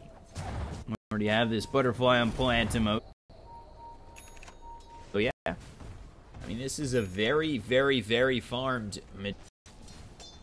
And again, for Suicide Team, that does kind of damage or even the toughness to survive or at all.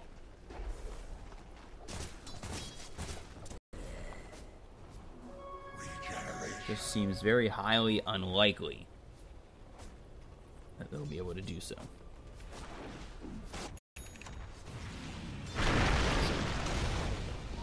Tiny just going for the SNY as he picks up that silver edge. For the side of Suicide Team, Gyro picked up that butterfly soon. Attempt to take it. We'll see if Suicide Team come over. With the Earth Spirit, but the smoke is out and of the side of Suicide Team. They'll look at this Earth Spirit first. The Serpent Words are going to be placed down with the rock. There's the Stone Gaze. They look over at the Weaver. He pops the BKB, but the damage from more Yol getting away. The Rolling Boulder out. And this opens up the Serpent Words to be taking this down, and Vega take a very nice fight there. And actually, a lot of Atos comes out. Boulder Smash on a 2. TP away. Very nicely done by the Earth Spirit. Again. And there's the Roche take. We'll have Aegis and Cheese coming into this next. Into this team fight and possibly a siege of the tier. Call down happens as well as the Rocket Barrage snatches the Aegis from Undershock, and this is turning Shum, but still very strong as Palantimo. Gyrocopter, 2 are dead. They look over, snatches the Aegis, but that was just because the call down got the last hit onto this. He will survive for right now. Shallow Grave on a Zayak, and he's able to walk away. Well, lose 2, and 1 goes down for Vega in the Enchantress. So 12-10. And just the got the Aegis on the Tiny. Cheese.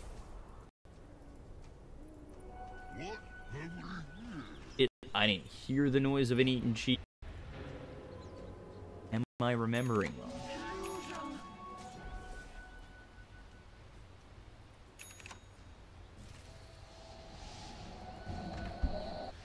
Undershock, his farm has been quite nice. Silver Edge, he's sitting above the Weaver, who went for that Diffusal Blade the last time over at the Roshan pit. Now is Shatchlo, just showing himself, thinking about going for Blizzy. That is just about it.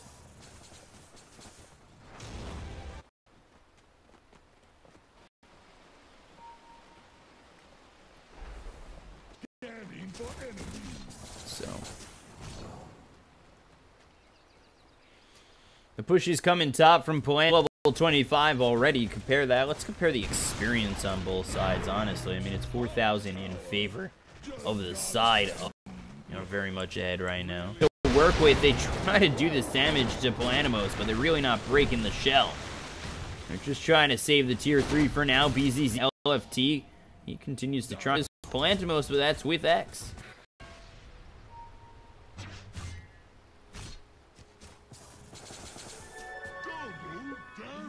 But continue to push this tier 3 over top. We're now down to about half health, but LFT staying over bottom, continuing to try and push this tier 3, as well as the Ab. They're forced to back off again, as he's got double damage, but is still set with the Aegis. They TP spot this time. Radavatos comes out. So now he pops that BKB happening over top. They've got the Hex as well as the Silence coming through on 2 onto the Medusa, who's got the Stone. Yol looking like the first one to drop in those Serpent Wards. X marks the spot back on BZZ. He's going to get low. He might even for Palantimos in the side of. So with that, they want to either force the buyback on BZZ or take this time quite easy, honestly. The Avalanche comes. He's going to pop that ulti. They don't continue on to chase. The Boulder Smash is not buying back on BZZ just yet. Even here in terms of kills, there's the Torrent into the X one more time. They might look to push over mid. They've got the 2. 30 seconds till BZZ is back up. They've got the creeps here, and the BZZ still not buying back. Blink on forward, the Boulder Smash hitting onto the Enchantress. Four staff to the low ground. The Torrent hits on a kicking off for now will be Vega, but I'm not sure. They all retreat.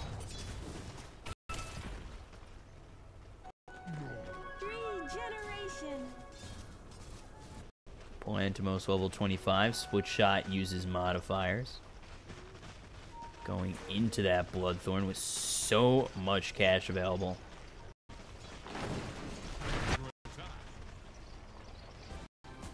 Tiny, quite a bit of farm. Enchantress level 17. Hurricane Pike as well as the Rod of Atos and use, because if they do die, it ends up being a game for Vega in this game 1. So Avalanche, okay, LFT just did like that. To the Bloodthorn, they just found him, X'd him, threw him up, hit him with the app. And with that, they're going to push. Now they're going to try and force the buyback. ZZ can only try and defend this base. He can't be too aggressive with the fact that he's our biggest squadron want to try and finish off this game. He'll be out, but not really going to care his Undershock. It's not going to hit. Buys back.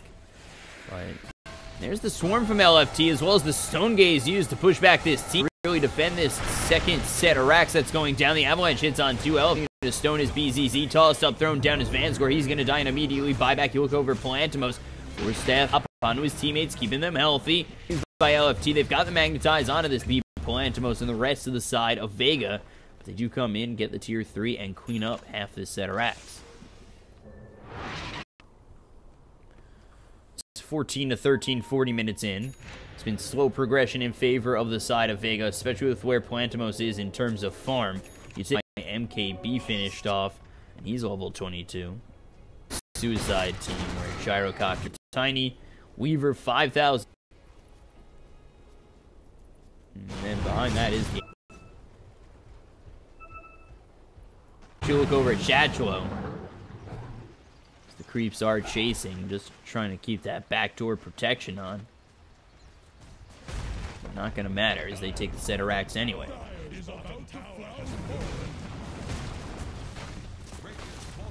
So they move over towards bottom. Chatchlo bringing them all the way to the mid-tier 3. They'll TP over Zayak. Now they've got the X on him. Down goes Chatchlo.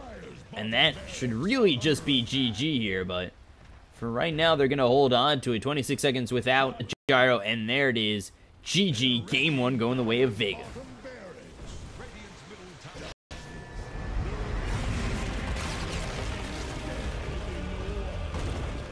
They were okay with the game staying close for the most, get as much farm as he can. I've been watching him in a big burst recently, and he is so good. Vega is doing so well. He never really gets shut down that much. Oh, he's that great. But as they start to mesh a little bit better, I think Suicide Team, 13 kills, 19 for Vega. They were dented. BZZ had 21,000 net worth, but above him was Undershock and Palantimos by 10,000. Game 2 in just a moment. I'm your caster, Bcop, at Bcop92 on Twitter. Twitch is to know when I'm casting, and we'll be back in just a moment.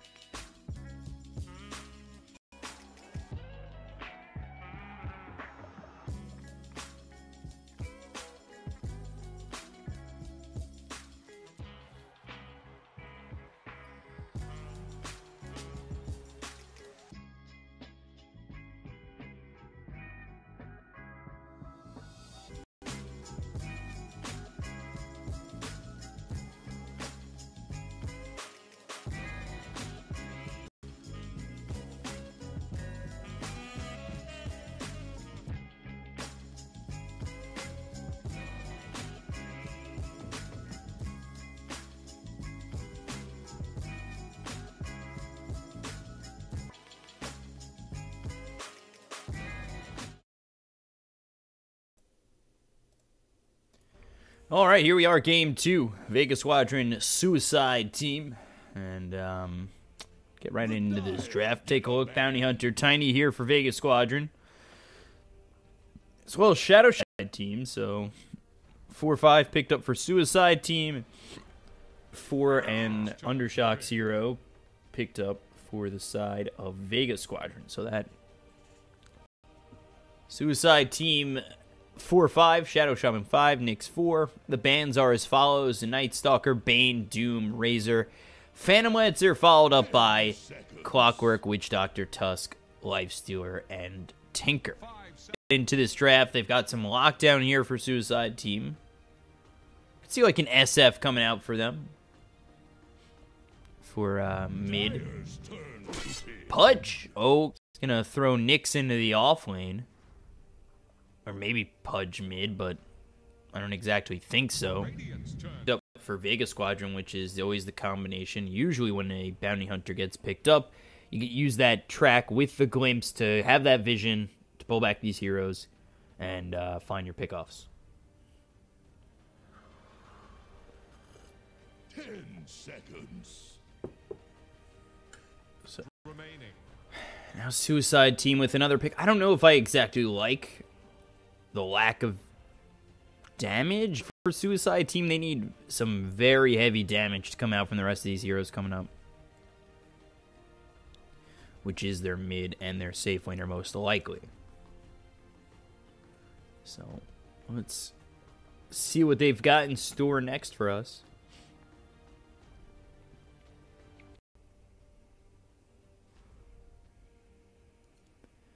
As Tiny is locked down for Vega, they've got the kinetic field to work going their way with the way they were farming earlier.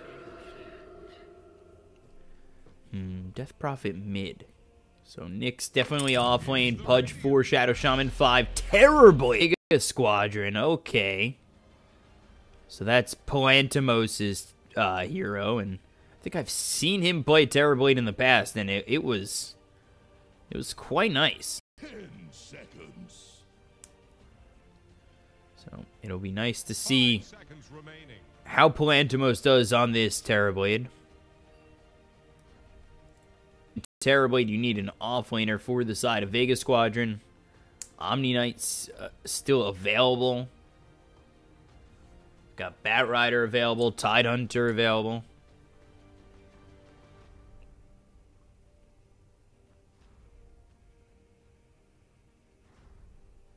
And now.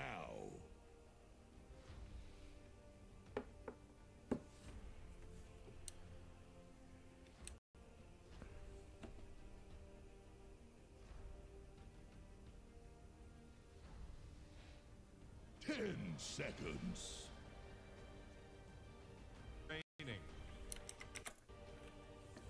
So, just waiting for this last band to come out. Enchantress band out again, as Blizzy was on that enchant. Quite a good job, but of course had that space opened up thanks in part to Palantimos and his Medusa. And we'll see if the Terrorblade is something similar, because it's a hero that can farm just as fast. 10 seconds. Especially with enough space, maybe. Radiant's turn to pick. Brood. Wow.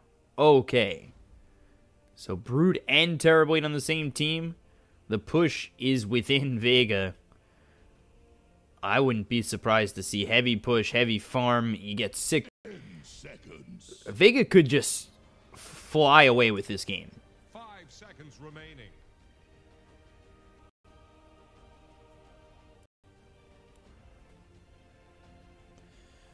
Last pick from Suicide Team.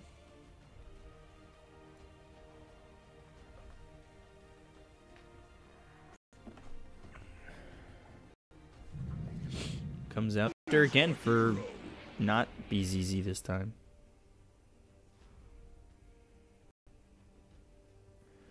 Safe lane, BZZ mid with Death Chatchlo, off lane with the Nyx, Yul, Bounty Hunter, and Sioma on the Disruptor.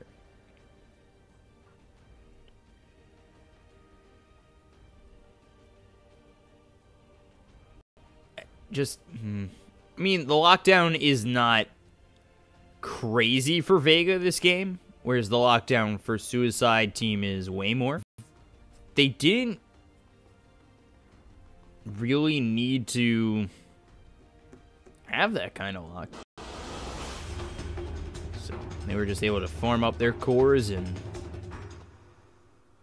they ended up really just continuing to push on forward, take these fights, and was on the Medusa farming a crazy amount. We'll see if it's something similar this time around. Prepare for battle. See, it's going to be in that safe lane. They got 4 heroes heading over bottom. Same can be said right now for Vega Squadron. See maybe a level 1 Metamorphosis picked up by Terrorblade, and in a fight where maybe they don't have enough stuns, I don't know if it'll work out their way, but they really do need, I would say, a little bit of luck. So, do we see like a Rod of Atos pick up, possibly on the... Or, I just don't... at least they're hoping. 30 seconds to battle. At least they're hoping to, not need...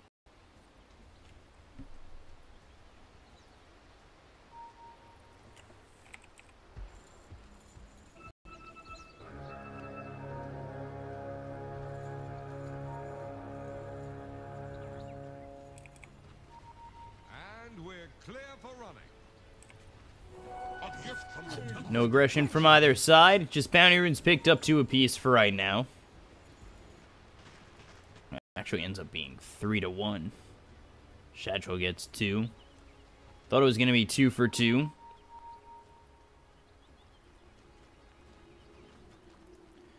BZZ very quickly. They've actually thrown Poantimos mid with this terrible. It's safe, or okay, off lane Undershock, safe lane Blizzy. They've really changed up these. And then let's take a look.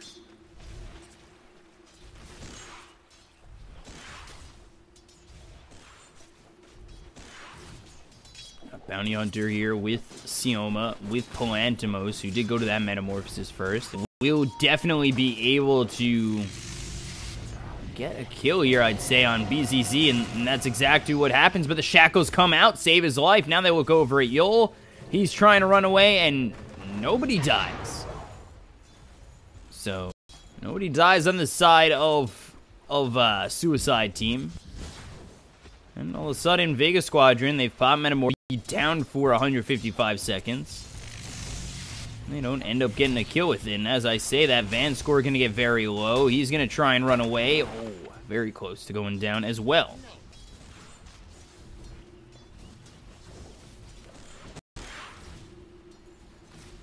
So over top, LFT putting the offlane against Blizzy, which was the matchup that they want. They want the Brood against the Gyrocopter. Yol's here as well with the Ether Shock to try and kill off these Spiderlings. And then they've thrown Shatro here against the Tiny, but he does have Impale as well as the Spike Carapace, but I feel like you might want to go the route of Mana Burn.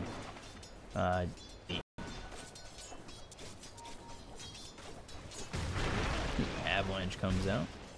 Nothing doing. Meanwhile, over top, they've got the Gyro locked in. These Spiderlings doing a lot of damage. Brood rate, Yol, this could be a problem.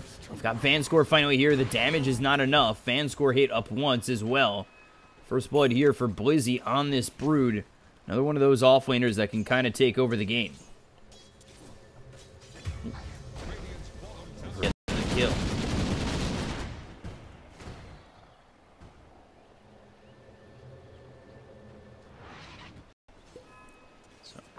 With that kill over top, you've got Brood getting fed up a little bit. Poantimos over mid, just trying to farm up as best he can. Of course, the Terrorblade with farm is always disgusting, and I always say this, and if you've listened to me before, you've heard it 100 times before.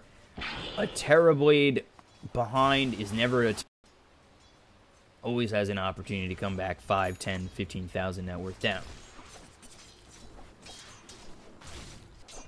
Now with Undershock having a kill, he's level 4, 1 level ahead of this Gyrocopter for right now. He's working on level 5, about halfway through level 4. Compare the Terrorblade, level 3. The Death Prophet, also level 3. From Vega Squadron, this could be a problem. They want to just find Yol. There's the Janata to start it off. They have the kinetic field that does get the kill. There it is, a third one for the side of Vega. And it's already a 1,000 net worth lead just 4 minutes in. So I was kind of nervous about the lack of lockdown here for Vega Squadron, but with how strong they are early, they might just be able to plow through this team seemingly with ease. I mean, look at Blizzy, already level 5, about to hit level 2. That's just dirty, and they're coming over mid. Radiant gets the scan on them, but BZZ still not backing off. A kinetic field to lead the way will probably be the way to go for this.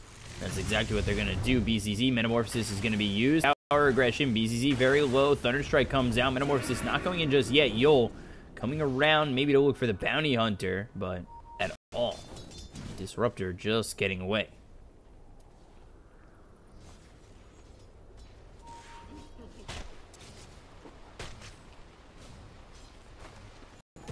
Back, Rocket Barrage, Creeps eating the bulk of that. Here comes the Bounty Hunter. Avalanche thrown out, as well as the toss under the tower with the Janata. This should be easy and thing in favor of Vega Squadron. Back over top. Blizzy just farming away. He's level 6. 3 and 3, 1 and 2 here. 3 and 3 on skills 1 and 2 on Spawn, Spider Wings, and Spin Web. Blizzy, top of the CS chart. This is a brood that can obviously take over the game. You're going to need more than just the Nyx to try and take this out. You send the Bounty Hunter over bottom again. They look for the Gyrocopter. There it is. The kinetic field comes out. Janata hits. Avalanche on. There's the toss. And this is... oh, gosh. Blizzy gets the kill on Vanscore. Able to walk uphill. 6-0 in favor of Vega. And another web. Whoa.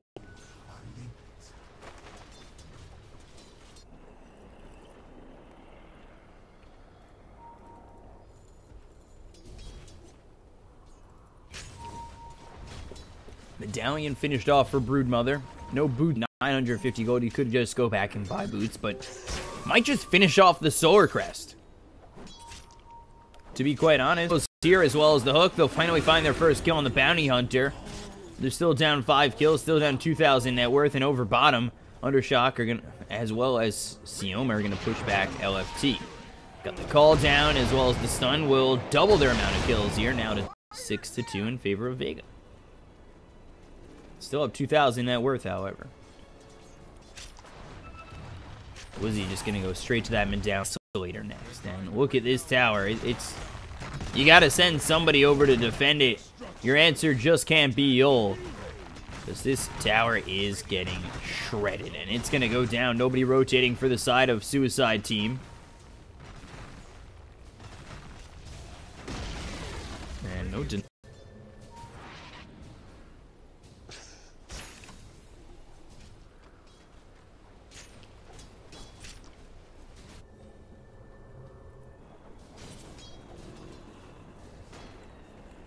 6-2 tires. Courier gets taken out.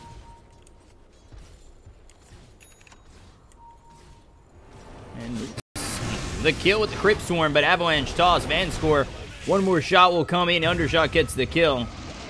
Now they've got the glimpse on back under the tier 1. BCC now trying to run away. The Thunderstrike is out. Undershot hitting hard. The toss, the tree toss as well. But this is very dead.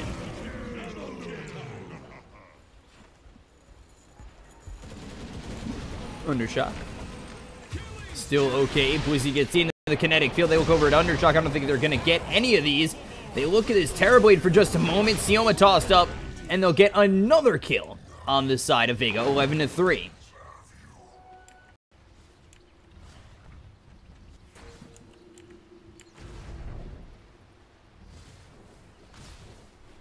So 11-3, 3,000 net worth for Vega. It's just been a one-team show so far in this game, too.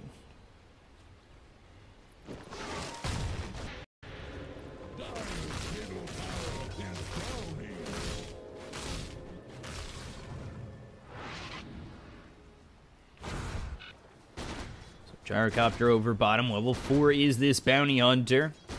And LFT, unaware of the situation that he's about to be in, is the smoking copter with the kinetic field. I mean, this is an absolutely dirty combination, but the call down keeps him alive as Undershot close enough to really get that avalanche toss and then the double damage hit.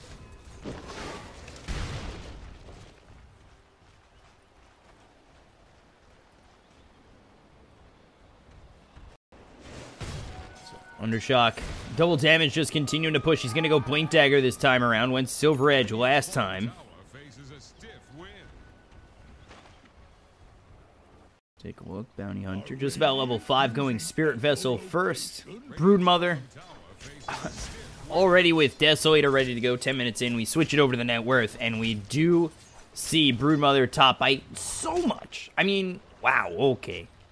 Shadow top of the net worth, but hey, you missed that stun, and Spike Carapace is there just to keep you alive, but you don't have Spike Carapace here. So look at the Blink Dagger on Undershock. He can lead the way with that toss again like he has done in the past with the Disruptor, and then just blink in himself. Bounty just trying to farm up as much as he can to get that track gold, and then they won't need to really use that toss to throw the Disruptor. And I think it just is level 3, so they've got the lockdown ready for the Disruptor. Meanwhile, Blizzy, Desolator on the way, and Medallion. This is turning into a Brood game where I don't know if Suicide Team are going to know what to do once Brood really starts fighting. I mean, you've got a Brood that's so farmed up to the point where Terrorblade is getting space made for him.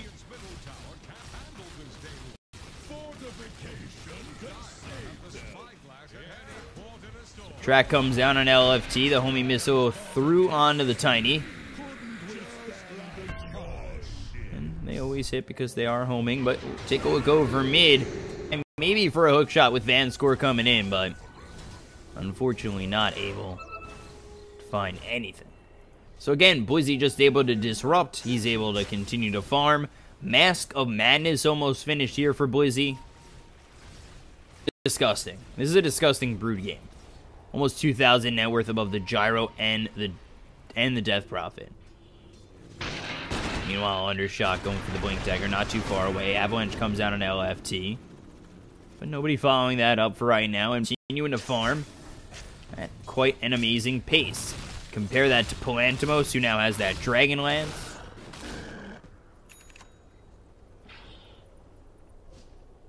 This is... And it's only a 2,000 net worth lead, and I continue to talk about the fact that Vega is so far ahead, but they're only up 2,000 net worth. But the problem with that is, for the side of Suicide Team, that net worth falls on Nyx, who's gone, that doesn't even have Yules yet, and a Gyrocopter who is just now getting Mask of Madness. So, it just seems a little bit ridiculous. Just, I mean, only see this as a 3,000 net worth lead. If you take a look at the experience as well, that's about up there for them. Goes down, so he doesn't even get that Mask of Madness. That's going to be the Quarterstaff gone. Metamorphosis trying to work on LFT. They'll get themselves the first kill. They look over at Van Score. He's going to be tracked as well. The silence comes out on 2. Look at Blizzy just rip through this Death Prophet. Down he goes, and the glimpse back. Van Score dies as well. And this is all Vega right now. Somebody wanted Celine Dion, and I will always love you, will always toss you, Brood. I don't know. I'm shoehorning. It's terrible. Mask of Madness now finished for Blizzy. Go at this point. You've got a Gyrocopter without his courier for 2 minutes, 5 seconds, which means no Mask of Madness for 2 minutes. Slows down the farm potential, slows down the fighting potential. Palantimos continuing to farm up. He's almost got a Yasha. Broodmother here on its way into the BKB next. Dire's bottom tower is about to flounder.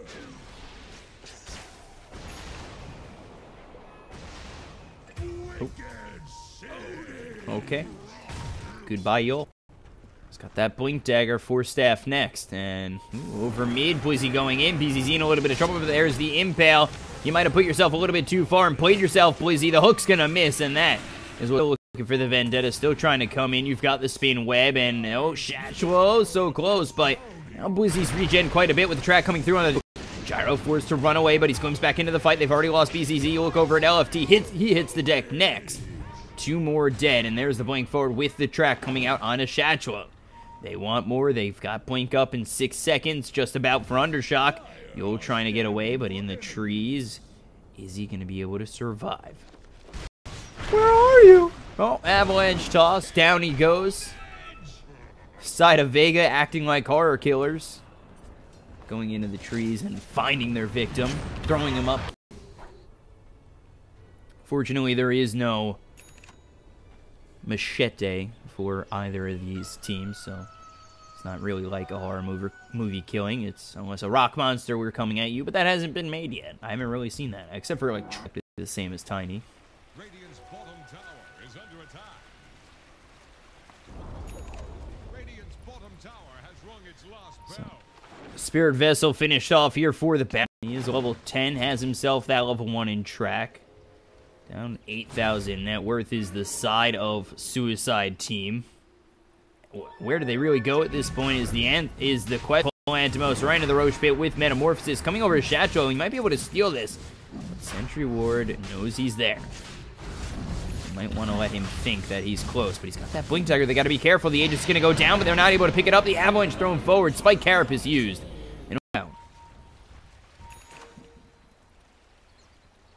And oh, maybe I misspoke. Stun comes through as well as the Mana Burn. Shacho running away. And glimpses up trying to TP away. Meanwhile, Vanscore gets the kill. He's able to just TP out. The damage not enough from this Terrorblade. Brood, how you doing? Treads, finally. Yeah, you know, whatever. That's cool. Top of the blade. Going for an SNY. Taking this tier 2 tower away. Blink, Avalanche toss. Spike Carapace to hold him in place. Shacho forced to use that Vendetta to scurry away. Radiant's top tower just got sent to the bottom. So, I heard Avalanche toss somewhere. That's in the trees. Into the jungle. Shadowblade coming out next. You have the 4 staff to work with. Meanwhile, Bounty Hunter, level 11. Doing a very good job right now. Guardian Greaves next is a utility Bounty Hunter, which is, you know, pretty much the case when you pick up Spirit Vessel like that. You're not trying to go into that 4th core role, because why even try it? This farmed up Brood with the Aegis. Tiny's farmed up as well. And then Terrorblade, I mean, is Terrorblade. So even with the farm he's got and the lead he's got, I just don't see them losing this game, even if Brood were to somehow turn off.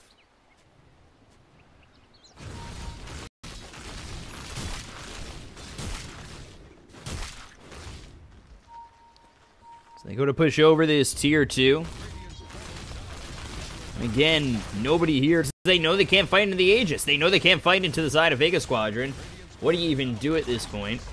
You just kind of sit there and watch. Smoked up is the side of Vega. And, I mean, is this kind of insult to injury? He's in your base.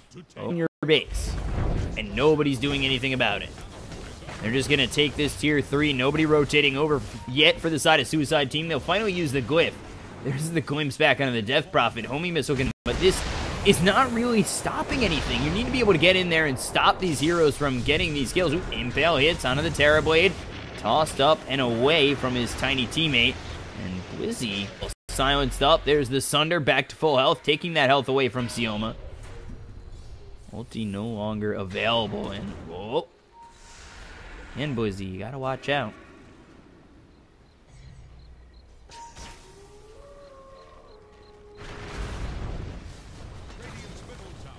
We'll take the tier 2 as well.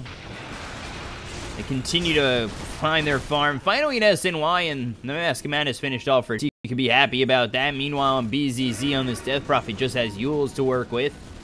3rd on the net worth in terms of cores on Suicide Team, 6 overall. I just don't. It comes from. I don't know if they have an answer for this. Gyrocopter already well too far behind to make a difference in this game, it feels like. Polantimos just continuing to find farm. This is a Terrorblade with no pressure. You don't normally get a Terrorblade with no pressure, but when you do get those kinds of games, you got to cherish them.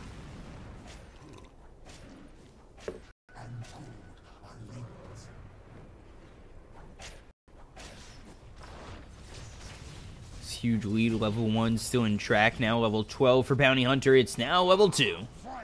They're making even more money on the side of Vega with each kill they get. So, Hurricane Pike soon enough here for the Terrorblade, that'll be disgusting. Then you've got Undershock with the Shadowblade, BKB is going to be going for the BKB. Gonna pop that clarity, put the Desolator, oh, I'm sorry, the Desolator back in your pocket. And oh, track is out, and then the one more hit from Polantimos. Another track kill here for the side of Vega. 1,000 net worth swing. That's how much one kill is worth right now. It just, oh my gosh. AB, but I do think the damage, they've already got this tier 3 there. I just don't know if they have enough to make a difference in this game. And there's the 40 field. They've got the Serpent Wards out. Blink on forward. Avalanche toss. Down goes BZ. Swap it over to head over mid.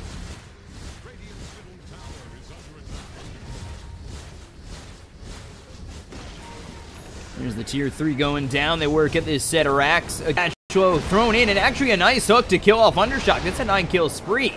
That might actually send Vega back. The chase is on. Polantimos still running away. He does have that Sunder. The glimpse back onto the Gyrocopter. Was he starting to run Hunter? But let's see. Vega might look to just turn this game around. They could always look at the Sunder on the Van score. Was he not scared? I got 8 legs. I ain't scared. There's the glimpse on back on a Van score. The chase is on. The ulti used by Blizzy. Still trying to go in, but he's going to be hexed up by the Shadow Shaman. Getting low. BKB is going to be popped.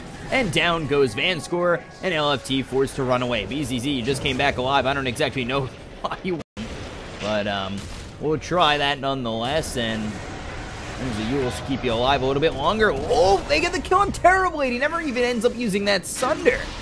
They'll kill this Bounty. Just a touch slop.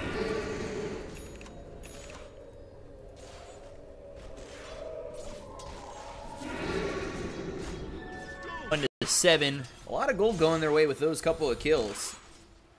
They also got the tiny kill, which that was a 9-kill streak. No. Double damage again, BZZ, no!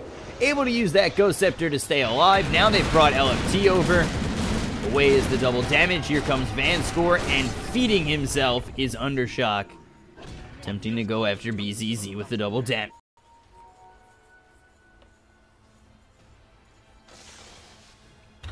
Got 9 slots here. I really want to just see 8 boots Broodmother one game.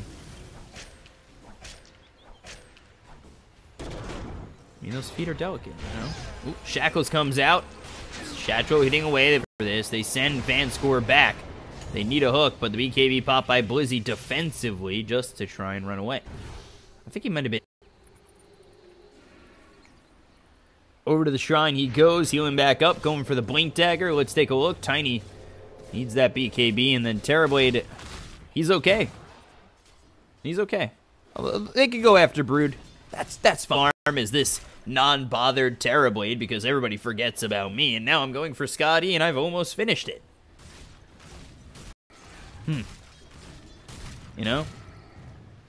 Ah, we're finally starting to take care of that Tiny, and that pesky Brood's BKB is getting, you know, low, 8 seconds. Oh.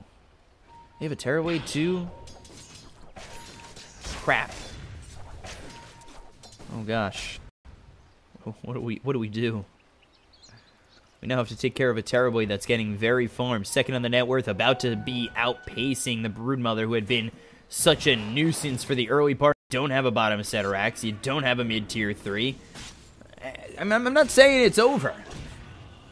But suicide-style comeback of the ages. A secret-style comeback, if you will.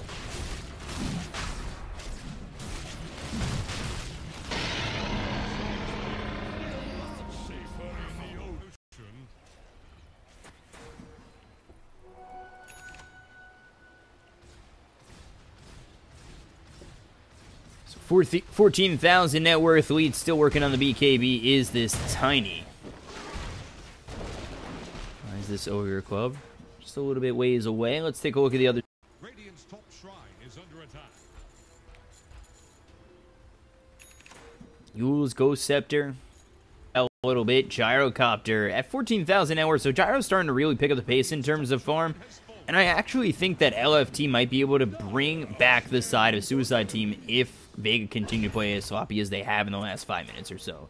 Echo Saber picked up for Undershock. Not going to be that BKB. And let's see, are they going to be able to push in on this tier 3?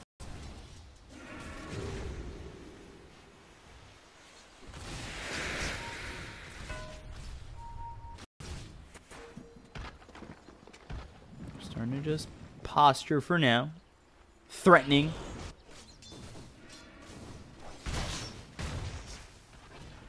As well, just continuing to farm up for now. I have this 10-second BKB ready for the Terrorblade, and that was instead of the Scott E. Double damage picked up. That's going to be bottled. Oh, gosh. That's not fair. Couldn't it be a haste or something else? It's been so many double damages for the side of Vega. You almost start to feel bad for Suicide Team. Seriously. Like, I feel bad. That's not fair. I'd be very mad if I were the side of Suicide Team. Another double dash? Are you kidding me right now? This is not fair. This is not right.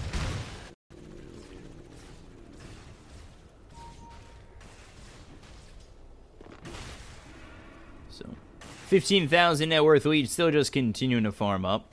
And looking shock. Meanwhile, Broodmother still with the Aegis working over top, just continuing to push. And they're going to smoke and possibly come through the bottom of this base around the back. Here they come. Uh-oh, LFT and the rest of the side of Suicide coming out on for the big impale on the Terrorblade. Undershock back. He's going to be the first one to fall. BKB pop by Terrorblade. Needs will get the kill over there with the BKB still rolling. BZZ might be the next one dead, but he has this Spirit Siphon to keep them alive. All the while, Brood. Hey, you're tier 3. You're Ceterax. We'll extend this. Ceterax going down. Yeah, you got 2 kills. Down goes Undershock. Down goes the Bounty Hunter. But again, what are you getting out of this? That really Terrorblade eats that cheese, and back to full health he is. The top Ceterax are gone. Down go the mid Ceterax thanks to the Bounty, or the Glimpse is back. The BKB pop by Blizzy. Looking like they're going to retreat at this moment. There's the Yules on to the Disruptor, and not going to be able to TP out. But that whole fight is fine. Okay, you also lost the top set of racks. We're okay with that. Aegis was never popped on the Broodmother.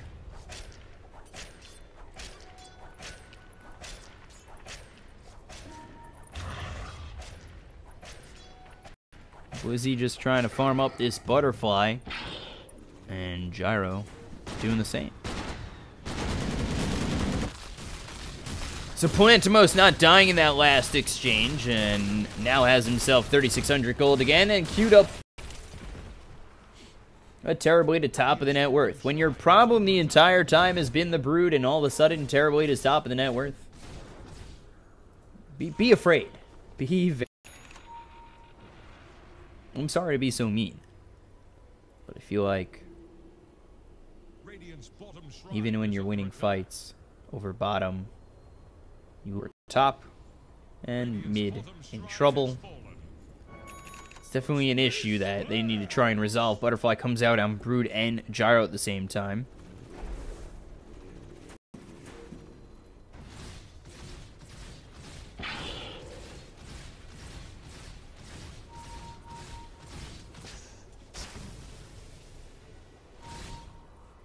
They are going to start to push over mid. Here you go. Butterfly this time picked up for the Broodmother. And for right now, for this Terrorblade, it should be, what, 9? Either 9 or 8. It's at 9. There's the call down with the Impale coming in a little bit deep. Will be the side of Vega. The BKB pop by this Terrorblade. They look over the racks. Ooh, Hook comes in as well as the Dismember under the tier 4s. Undershock tosses him back into the team. BZZ in a lot of trouble. The Sunder comes through from Plantimos, keeping him healthy. He hasn't been much of a problem for the side of Suicide Team, but there's the Glimpse back on BZZ, and they aren't able to kill Blizzy again.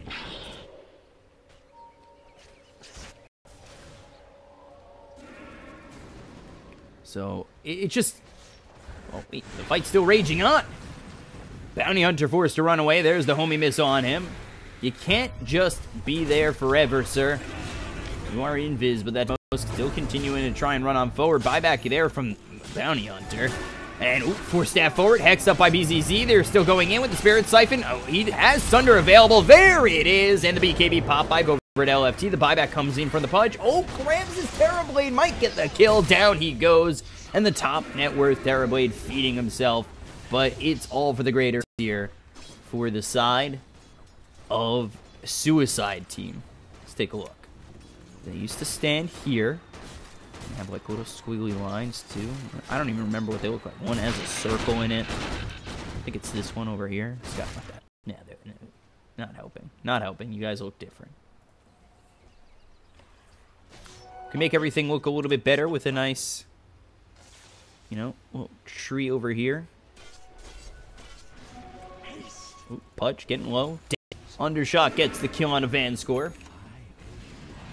He bought back, so he's dead for a minute, no buyback, but they're still waiting for the Terrorblade, as well as the fact that Metamorphosis is down on cooldown for 25 more seconds, so...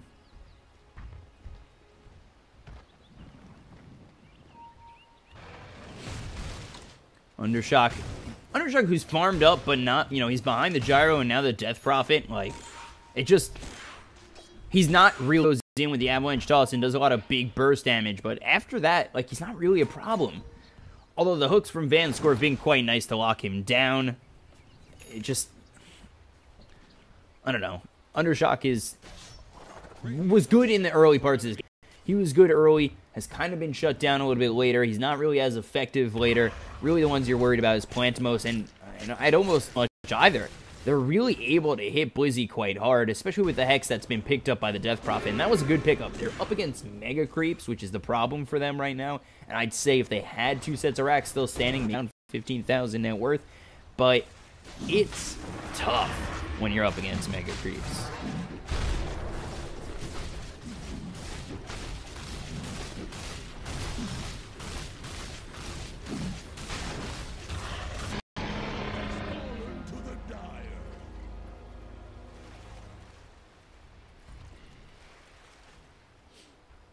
They get that Aegis, they get the cheese, refresher shard on the Tiny.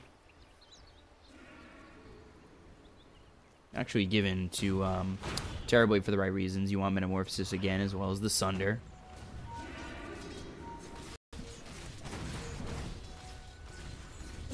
And Creep's coming in. I don't really know what you do to defend this. You kind of wrap around that Ancient Hope to defend this space, but it's very hard to do. Shatchel here with the Ag, so luckily enough for him and the team, they're able to just kind of try and defend with that Impale if they can land it on anybody. But they're just sending illusions in. They don't really care to move in too deep.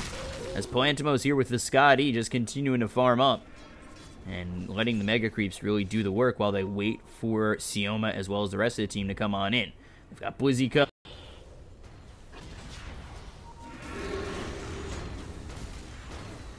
Tier 4 starting to take a little bit of chip damage. Van Score doing all he can. He doesn't really have a lot of farm either. Gyrocopter up. I'm kind of hoping they win the next fight so we can see this Divine Rapier, or the push comes a little bit slower from Vega so he can get the Divine Rapier, but I mean, it's still a little whiles away. And there's Wink Avalanche Toss with Kinetic Field coming out. The Metamorphosis is going to be used as BKB comes out from LFT. Look at the top end of this fight. BZZ with the Spirit Siphon onto both Blizzy. The Yule's coming out, and the BKB is going to be popped. Fan scores the first one to hit the deck. They look over at Chattrell. They'll take out BZZ. Now they look for more. Trying to get away is LFT, but he's going to be killed off the buyback from BZZ as well as LFT. They'll get themselves the kill on Chattrell, who doesn't have buyback. There's the Shackles on the Bounty Hunter, but is that really not coming back, or not coming anytime soon? The Sunder out on BZZ. He's the toss coming through. Now the Avalanche comes down on LFT. He gets back. He's going to die. Down he goes. Down goes BZZ. GG's called, and Vega Squadron sweep this series 2-0. So, Vega, who made the space for Plantimos, Blizzy dominating the early game. This was very well done from Vega. A new lineup that is starting to get really good. I like Plantimos in that carry role. Blizzy knows how to make himself space too. Undershock's really good. This whole team does have a lot of potential, and I really do think Vegas Qualifiers, their first 2 results were losses, but since then, they've looked very tight, and they're starting to really gain that chemistry. And you take a look, 12-5-12 for Undershock, Palantamos 7-2-14. Never top of the net worth was actually Blizzy. Yeah, he took over on Palantamos. So Blizzy on that Broodmother, very effective in this game, very effective in Game 2, taking the series 2-0 as Vega, eliminating Suicide Team, Yolby, ZZ, Van Score, LFT, and Shatchlo, and it. And we'll be back with the next series in just a moment, which is... Oh, no, they're not eliminated. Suicide Team's not eliminated. Sorry. I spoke too soon. Nobody's eliminated yet. It's double elimination. The next match is Vega. Or no, not Empire. I'm in a different group this time. Jesus Christ, this is awful. Empire versus the winner of Gambit or the Open Qualifier or Spirit, which one I'm going to cover yet, but we'll see. So we'll be back in just a moment. I'm your caster, BCop, at BCop92, BCop Casting on Twitch. See you guys later, and we'll be back in just a moment.